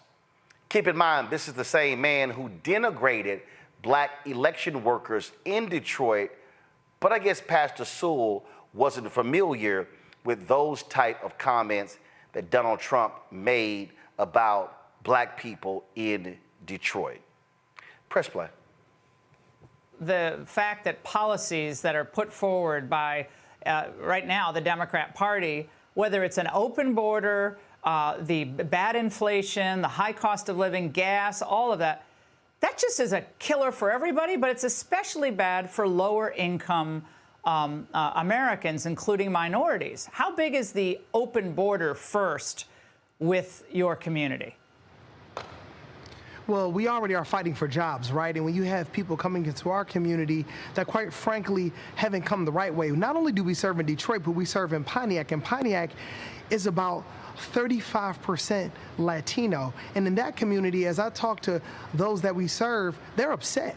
They're mad because they felt like they came to the country the right way, and there are people that are coming the wrong way. So there is an angst, and when President Trump came to our community, it shows that his presence, he's gaining our value, he's gaining our voices, and I believe he's going to gain our vote. Well, Stop right there. Stop right there. Stop right there. See, this right here is the sheer stupidity that Pastor Sewell is advancing. Oh, because Donald Trump dropped by, because he came to our community, that, oh, now all of a sudden that means that he's going to get our vote because he actually showed up. Did he show up for 4 years in the Oval Office? Did he do that? See, if you think that's all it requires for him to get your vote, you are what we call the least expensive Negro. That's what you're called. And so here, Sewell, again, going on Laura Ingraham, no facts, no policy, no nothing. And so he's just spouting this, oh yeah, oh, he's gonna get this, and oh, he just showed up so benevolent. Here's the other question she didn't ask. Pastor, where were all your members when he came there? Because the audience was nearly all white. This whole, he came to a black church. Wait, he might have come to a black church, but there were no black people there, save for 15, 20 MAGA operatives. Press play. Democrat pundits say there is no way in hell Donald Trump's going to get up to 21% of the black vote. Not close is what they say. But CNN is pretty shocked at some of the latest data. Check this out. Donald Trump is gaining ground. You go from 7%, single digits at this point in 2020, to now 21%. We're careening towards a historic performance for a Republican presidential candidate, the likes of which we have not seen in 6 decades. I just never seen anything like this. I'm like speechless. Pastor, does that poll, the 21% number, surprise you? The reason why it doesn't surprise me, because the Democrats, they have taken our vote for granted. The Democrats, they have led our community for 56 years. We have a $2.7 billion budget, but yet no change. You don't have to be spiritual. You don't have to be logical. You just have to see. Ray Charles could see that their policies are failing our communities. Pastor Sewell, it was an exciting event over the weekend. We really appreciate your joining us. I hope we get to see you soon in Detroit. Thanks so much. Hey, Sean Hannity here. All right, so you heard Sewell there talk about, quote, Democratic policies. Sewell, question for you. Who was president from 1981 to 1989? Reagan. Who was president from 1989 to 1993? George H.W. Bush. Then you had 8 years of Bill Clinton, followed by 8 years of George W. Bush, followed by 8 years of Obama, followed by 4 years of Trump. Who was governor of your state prior to the existing governor? Republican Governor Snyder. So it's very interesting how you make statements that Democrats have been in control, but you completely ignore Republican presidents, you ignore Republican governors, you ignore Republican county leaders, you ignore Republican members of Congress, you ignore Republican mayors. We can go on and on and on.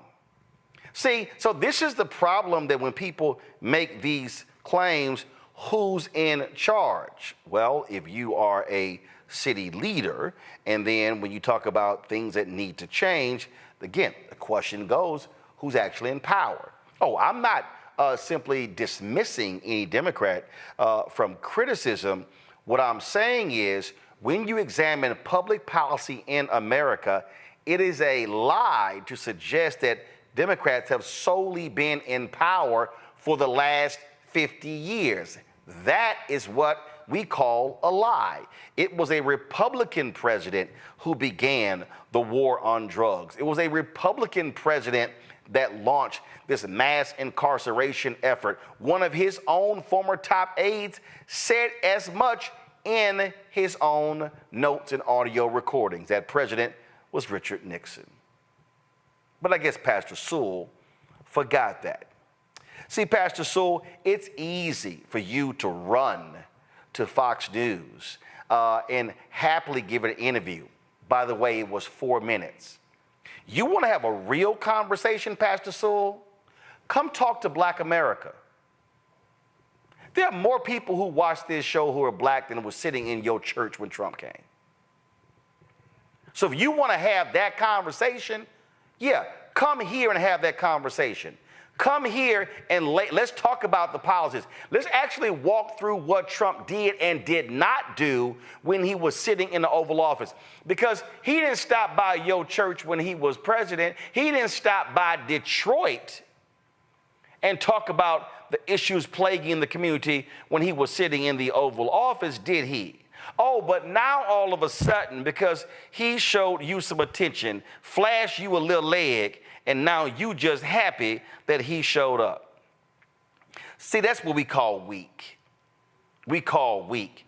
And if you were so easily impressed by him showing up, well, shame on you.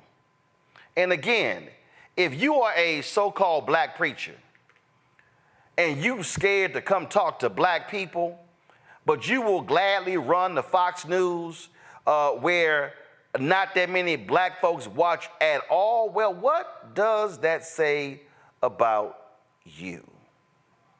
And I know for a fact that you've heard from us because you've communicated with my producer. You've emailed. You said you were going to call her on Friday. That didn't happen.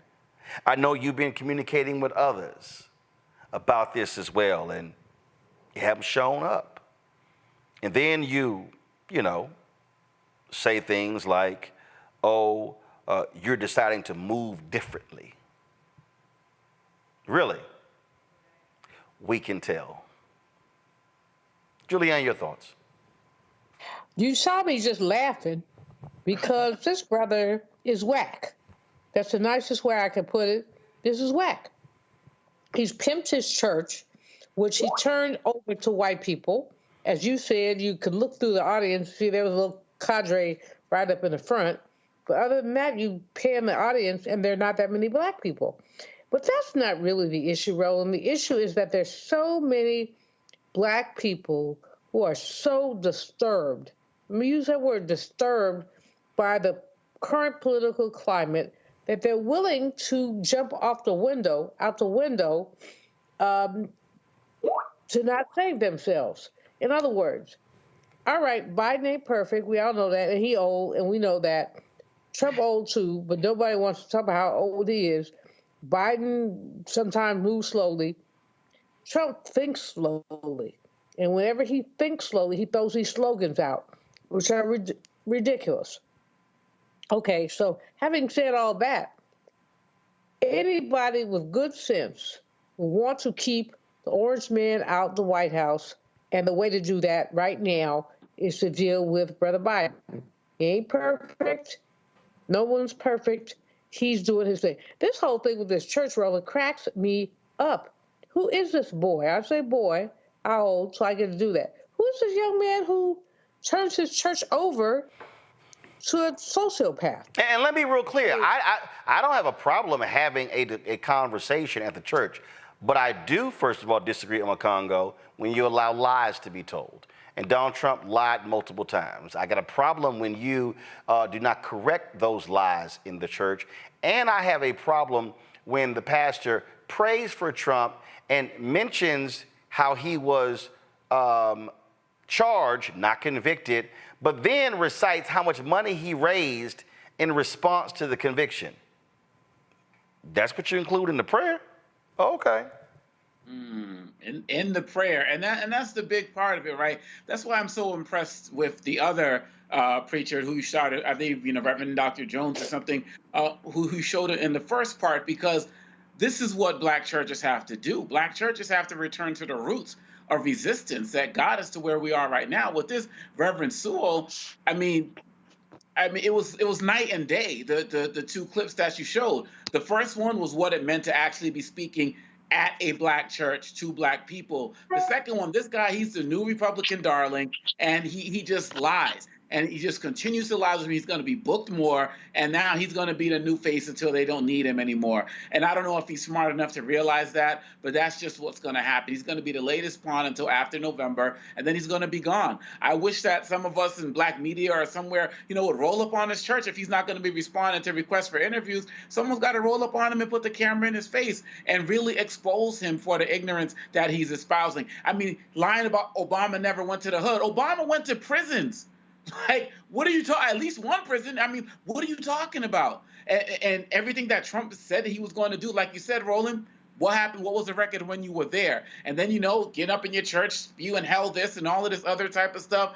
We have to continue to call this out. The black people in Detroit got to continue to call this out. And the fact of the matter is, we have to, all of this thing about churches have to be apolitical and all of that, forget that, because none of these other churches are. You got these guys out here talking about, rapists will go free and condemning immigration and praising Trump. They are all taking political stances. And so the black church has to return to the roots of what it's been, get out of all of this stuff about the, prosperity gospel and all this other type of stuff, and get in the fight for our lives. We need more pastors like that first clip, and need to call out pastors who are fakes and frauds and phonies like Reverend Sewell. That's exactly what he is. Niambi?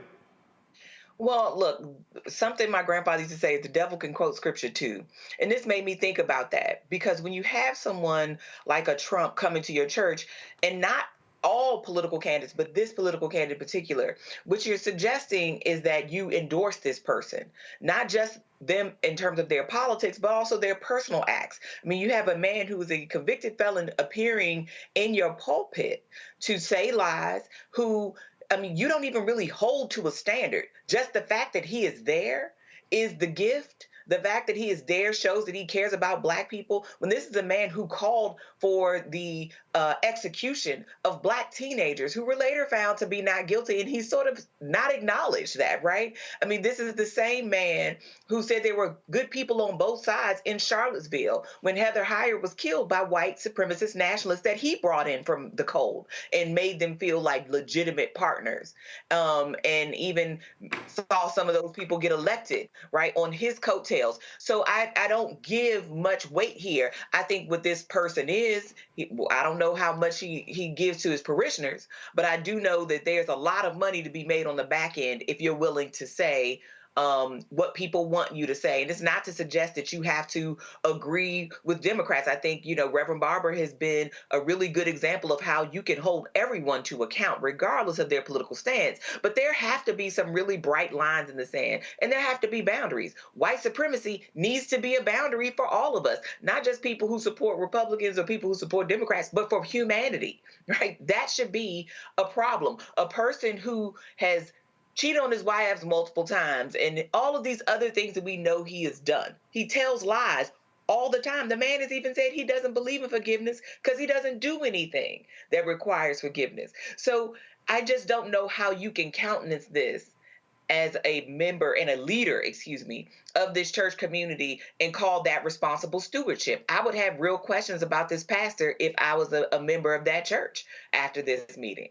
Well, again, if Pastor Sewell wants to have an actual conversation with black people, he welcome to come on this show anytime. Or we can have that conversation.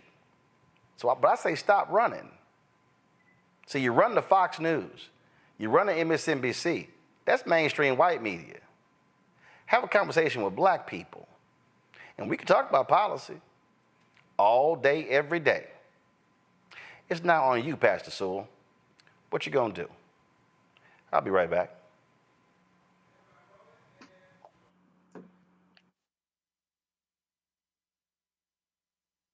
Now streaming on the Black Star Network. It was my junior year at Georgetown, and Spike calls me and he says, Malcolm, what are you doing next year? So, graduating, He said, take a year off, work on Malcolm X. I said, okay. But first of all, for the folks who don't know, Spike is my cousin. Spike is my cousin. Just for the person watching, like, how the hell is Spike just gonna tell you that it's true? It's true.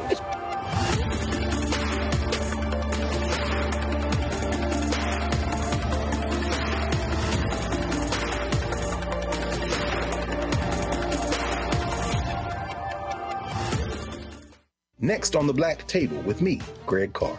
Dr. Gerald Horne, a man regarded by many as the most important historian of our time. He provides us a history lesson I'm betting you've never heard before. Texas enslavers who planned to continue the conflict even after Appomattox, even after the formal surrender of Robert E. Lee. Dr. Horne talks about his new book, The Counter-Revolution of 1836, Texas, Slavery, and Jim Crow, and the Roots of U.S. Fascism. You do not want to miss this conversation. Only on the Black Table, right here on the Black Star Network. good, y'all? This is Doug E. Fresh, and you're watching my brother Roland Martin Unfiltered as we go a little something like this. Hit it. It's real.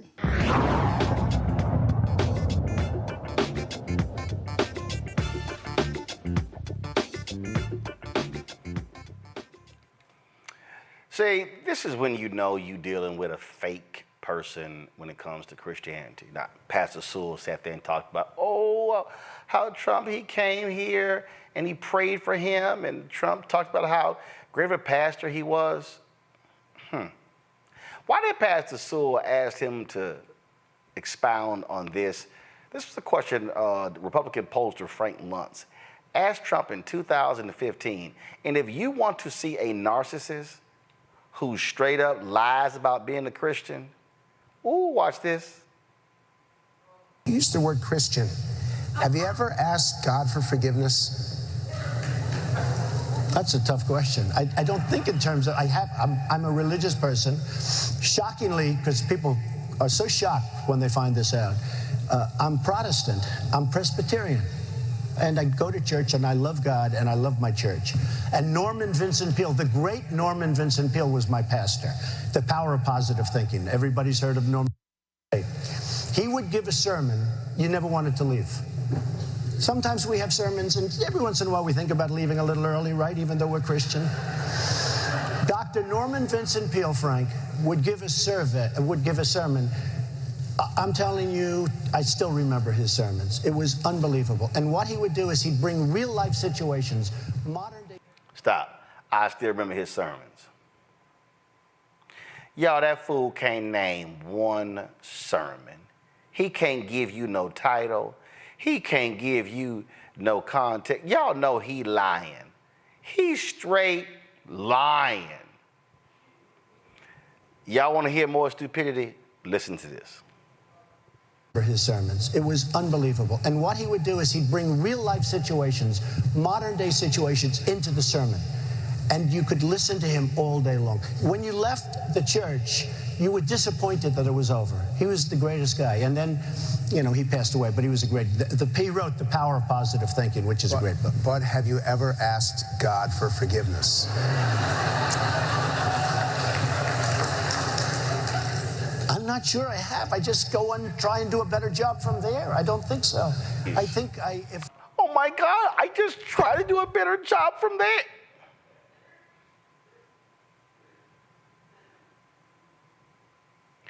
The man is a liar.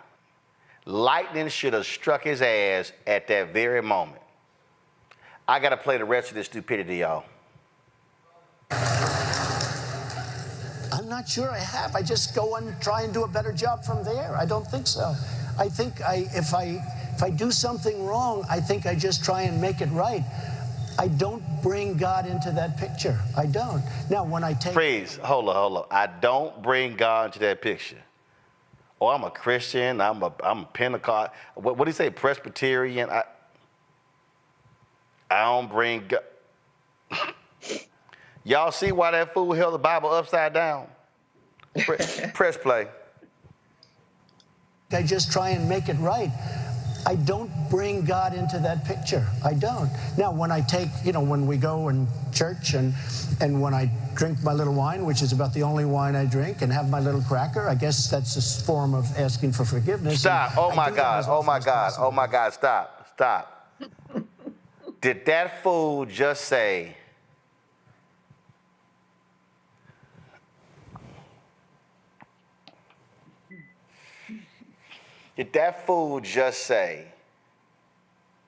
having the Last Supper, which he describes as my little cracker and my little wine.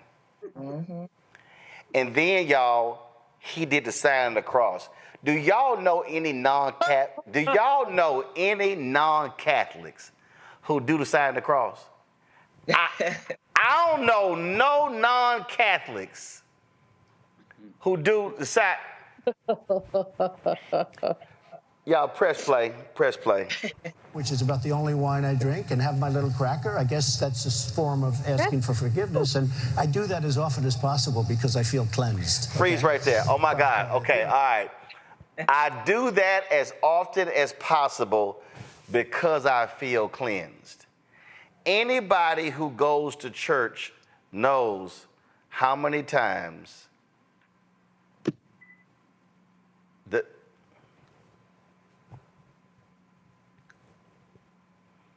this fool thinks they hand out wine and crackers at least 3 times a week.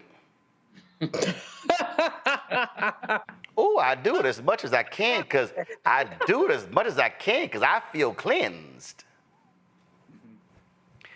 Play the rest. To me, that's important. I do that.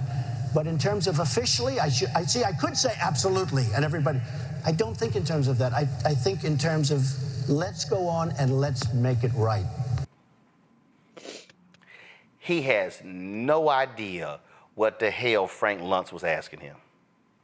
Right. No idea.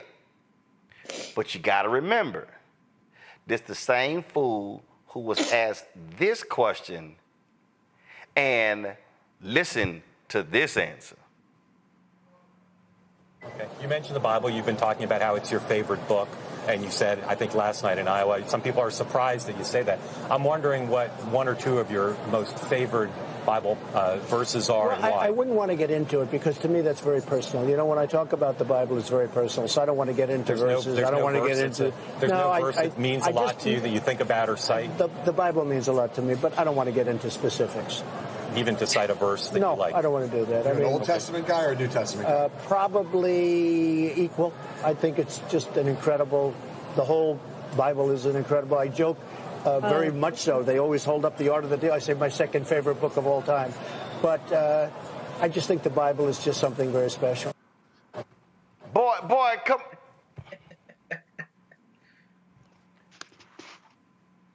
That's what Pastor Sewell should have been talking about. He should have been saying, Donald, why are you a fraudulent Christian? Niambi, go ahead. I mean, I think, look, Donald Trump knows that he has to mention Christianity, but it is very clear that it is uncomfortable for him, that this is not a genuine part of his life. I mean, it's never been part of his MO. And if you listen to if you see what he's done, right, you don't just have to listen to what he says. You've seen what he's done. He doesn't behave like any Christian I've ever seen. So I think we need to dispense with this sort of charade that Donald Trump cares about Christianity or the church. He cares about power. Christians are a means to an end for him. So he has to profess some kind of familiarity in order to get those people aboard. But it is very clear this man hasn't seen church and church seen him. And, you know, every Sunday, I guess, is Communion Sunday for Donald Trump and in his mind. But, I mean, this man is a liar, and he even lies about the most basic parts of him, and which is his spirituality. And that's why these conservative, right-wing, so-called Christian evangelicals are flat out stuck on stupid, supporting this man, Makongo. And I think they're supporting him at the end of the day because they simply see him as a tool and a vehicle to get the power that they want, to get the racist power that they want, to get the power over women that they want. I mean, I'm trying to imagine, like, what would happen if there was someone out there pretending to be Muslim like this, you know, or pretending to be Jewish or pretending to be something like, how much they would call him out and condemn this man for being a liar and a fraud and a phony. But so many so-called, you know, Christian evangelicals, white ones, and the Reverend Sewells of the world are embracing him simply because they look at him as a tool to bring America back to some ancient biblical times in terms of the power that they want to have. And that's why they're going to go along for the ride. And it's really tragic. It's really shameful. But I feel like this is a time right now, we're kind of going off on the last segment. All Christians need to stand up. Take your Christianity back. Forget about make America great again. Take your Christianity back from this liar and charlatan. Well, and that's why what you have is you have these fraudulent individuals, Julian, and the folks at the Lincoln Project, they put this ad together, which actually I think pretty much says it all. Proud to be promoting the God Bless the USA Bible. That's my favorite book. I could stand in the middle of Fifth Avenue and shoot somebody. Donald Trump found guilty all 34 counts of falsifying business records. Donald Trump's hush money payments to adult film star Stormy Daniels. She had an affair with Trump. I am the chosen one. The Trump Organization frauded the state of New York. $354 million. I'm very greedy. We must make America pray again. How stupid are the people of the country to believe this crap? Don't get conned. Right on to the Lincoln Project. It's a great ad. It really summarizes everything that Crooked Man is about. But this is more than this, guys. We know that this man is not only a liar, he's a certified public liar. And it's gone on and on and on. I'm concerned about the mental health of the people who support him, even though they know how mucked up his stuff is. I'm concerned about the people who, no matter what the fact pattern is, embrace him. I'm really concerned about those people. Something wrong with them. And I'm concerned that we, Roland, you do, of course, an amazing job, and we always have a great panel to talk about these things. But the fact is that we can talk all we want. There's a hardcore set of Republicans who don't care. Like, he could shoot somebody on Fifth Avenue. He could have 34 felony convictions on his taxes. I mean, he could do all this, and they're okay with it. And that's my concern. Yeah. I don't know how we turn them around. Well, no, first of all, here's the deal. Here's one thing. We don't turn them around. We expose the lies. That's what we do. We expose them. And we also mock the fools who believe this fool is a Christian. I came across this video, and I just there are a couple of clips in here that I had not, one I had not seen, but here's another 3 minutes of just laughter, and then we'll close this out. Watch this. The Bible. You talked about The Art of the Deal, great book.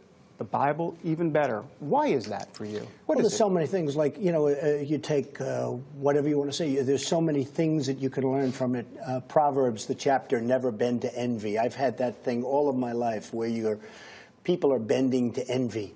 And they're just, it's an incredible book. So many things you can learn from the Bible, and you can lead your life. And I'm not just talking in terms of religion. I'm talking in terms of leading a life, even beyond a religion. There's so many brilliant things in the Bible, and I'm wondering what one or two of your most favorite Bible verses are, and why. I wouldn't want to get into it, because to me that's very personal. When I talk about the Bible, it's very personal, so I don't want to get into verses. I don't want to get into. There's no verse that means a lot to you that you think about or cite. The Bible means a lot to me, but I don't want to get into specifics. Favorite authors? Well, I have a number of favorite authors. I think Tom Wolfe is excellent. Did you read Vanity of the Bonfires? I did not. It's a phenomenal book. What book are you reading now? Yeah. Well, I'm reading Bonfire of the Vanities. I'm reading my own book again because I think it's so fantastic, Tom. Is there a favorite Bible verse or Bible story that has informed your thinking or your character through life, sir?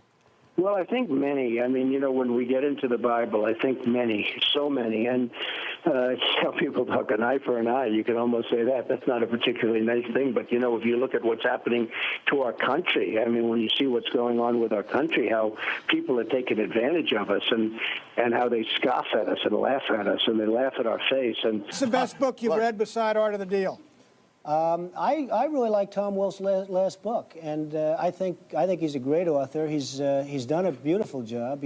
Which book? His current book. His current book. It's just out. Bonfire of the Vanities. Yes, and the man has done a very, very good job. And I really can't hear with this earphone, by the way. And I asked some of the folks, because I hear this is a major theme right here, but 2 Corinthians, right? 2 Corinthians 3:17, that's the whole ball game.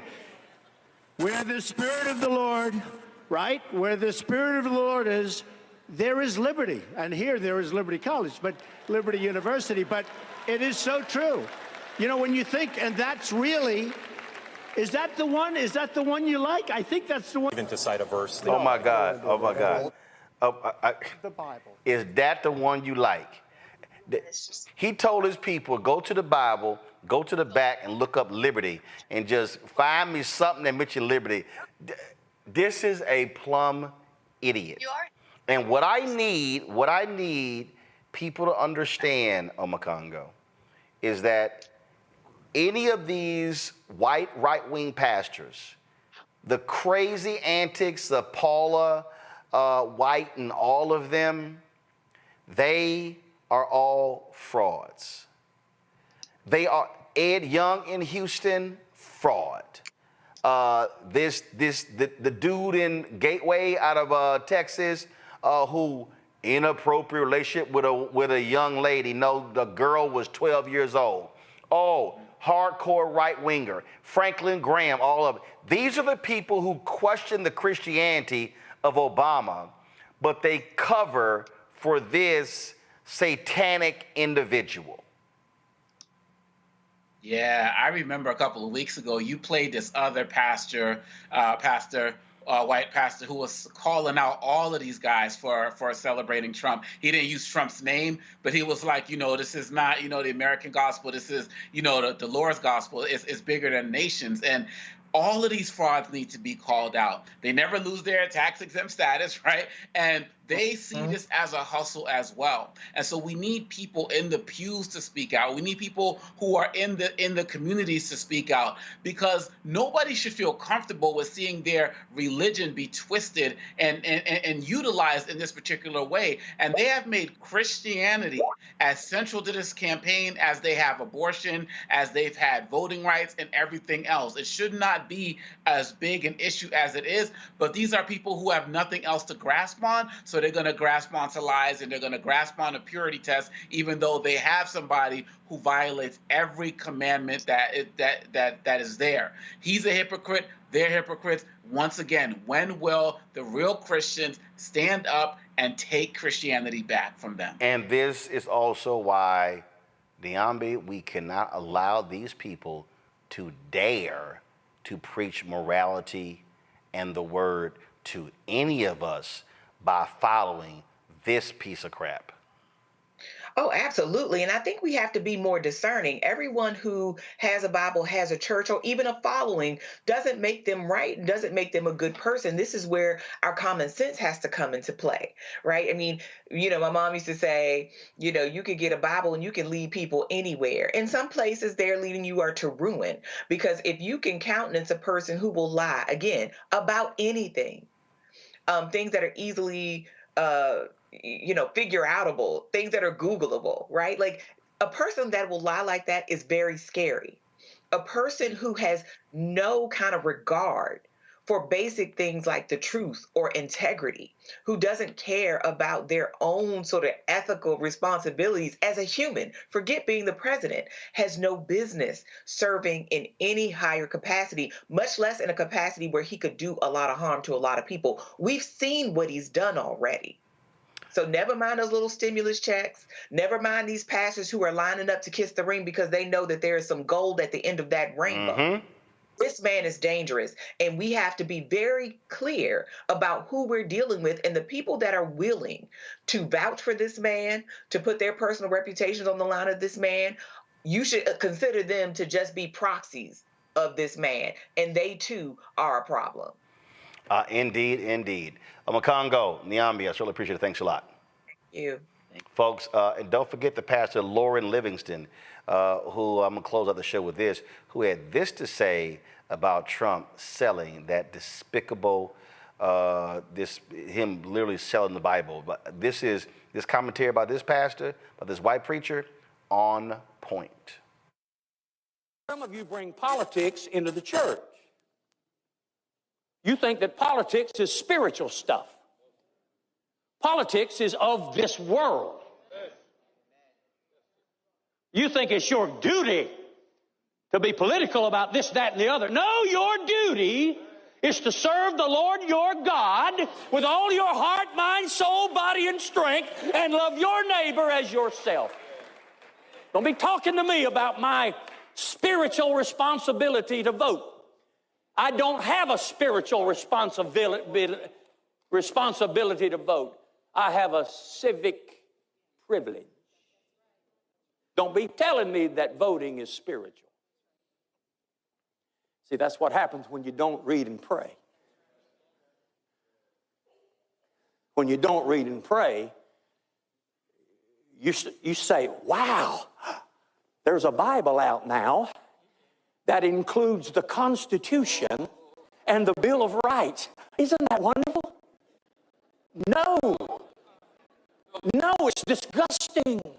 It's blasphemous. It's a ploy.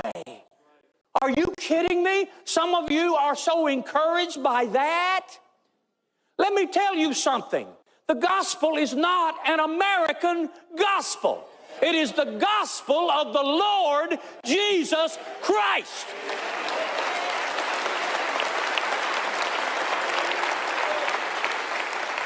But Pastor, I bought the Bible. Really?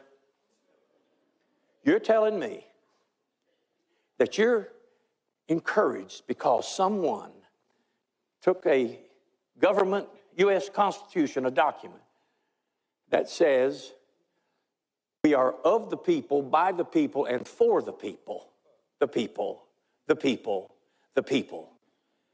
And you have put it right beside the Word of God, which is eternal, unchanging, which says, of him, by him, through him, to him, from him are all things, and you're going to put those together and be happy about it? God forbid. Now, you can get mad if you want to, but I'm going to tell you something. If you glory in that kind of thing, you don't have a prayer life. If you glory in that kind of mess, political mess, you do not know what the Word of God says. I'm going to rear back and tell you something. This is not my home. This world is not my home. I've been sent out just like the 70 were sent out. You've been put here and sent out just like the 70 were sent out. We've been put here as strangers and pilgrims, and we are passing through. I am just walking through. I'm just renting an apartment for a little while in this strange and foreign land. No, sir. Again, don't allow these charlatans to play the games and think that they can tell us about Scripture, tell us about the Bible, when they are supporting a despicable individual, an insurrectionist, a narcissist, a liar, a thief, all of that. That's who Donald Trump is. And we're going to keep saying that until Election Day. Folks, that's it for us.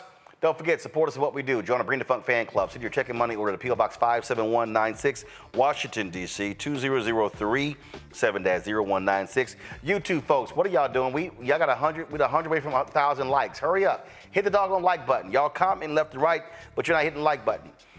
Cash App, $ RM Unfiltered. PayPal, R Martin Unfiltered. Venmo is RM Unfiltered. Zelle, Roland@RolandSMartin.com, Roland@RolandMartinUnfiltered.com. Download the Black Star Network app, Apple phone, Android phone, Apple TV, Android TV, Roku, Amazon Fire TV, Xbox One, Samsung Smart TV. Be sure to get a copy of my book, White Fear, How the Browning of America is Making White Folks Lose Their Minds, available bookstores nationwide. You can get it at Ben Bella Books, Amazon, Barnes & Noble, IndieBound, Bookshop, Chapters, Books A Million, Target. You can get the audio version on Audible. Folks, that's it. I'll see y'all tomorrow right here, Roland Martin Unfiltered, on the Black Star Network. Holla! Black Star Network is here. Oh, no punch! I'm real revolutionary right now. Thank you for being the voice of Black America. All momentum we have now, we have to keep this going. The video looks phenomenal. See, there's a difference between Black Star Network and black-owned media and something like CNN. You can't be black-owned media and be scared. It's time to be smart. Bring your eyeballs home. You dig?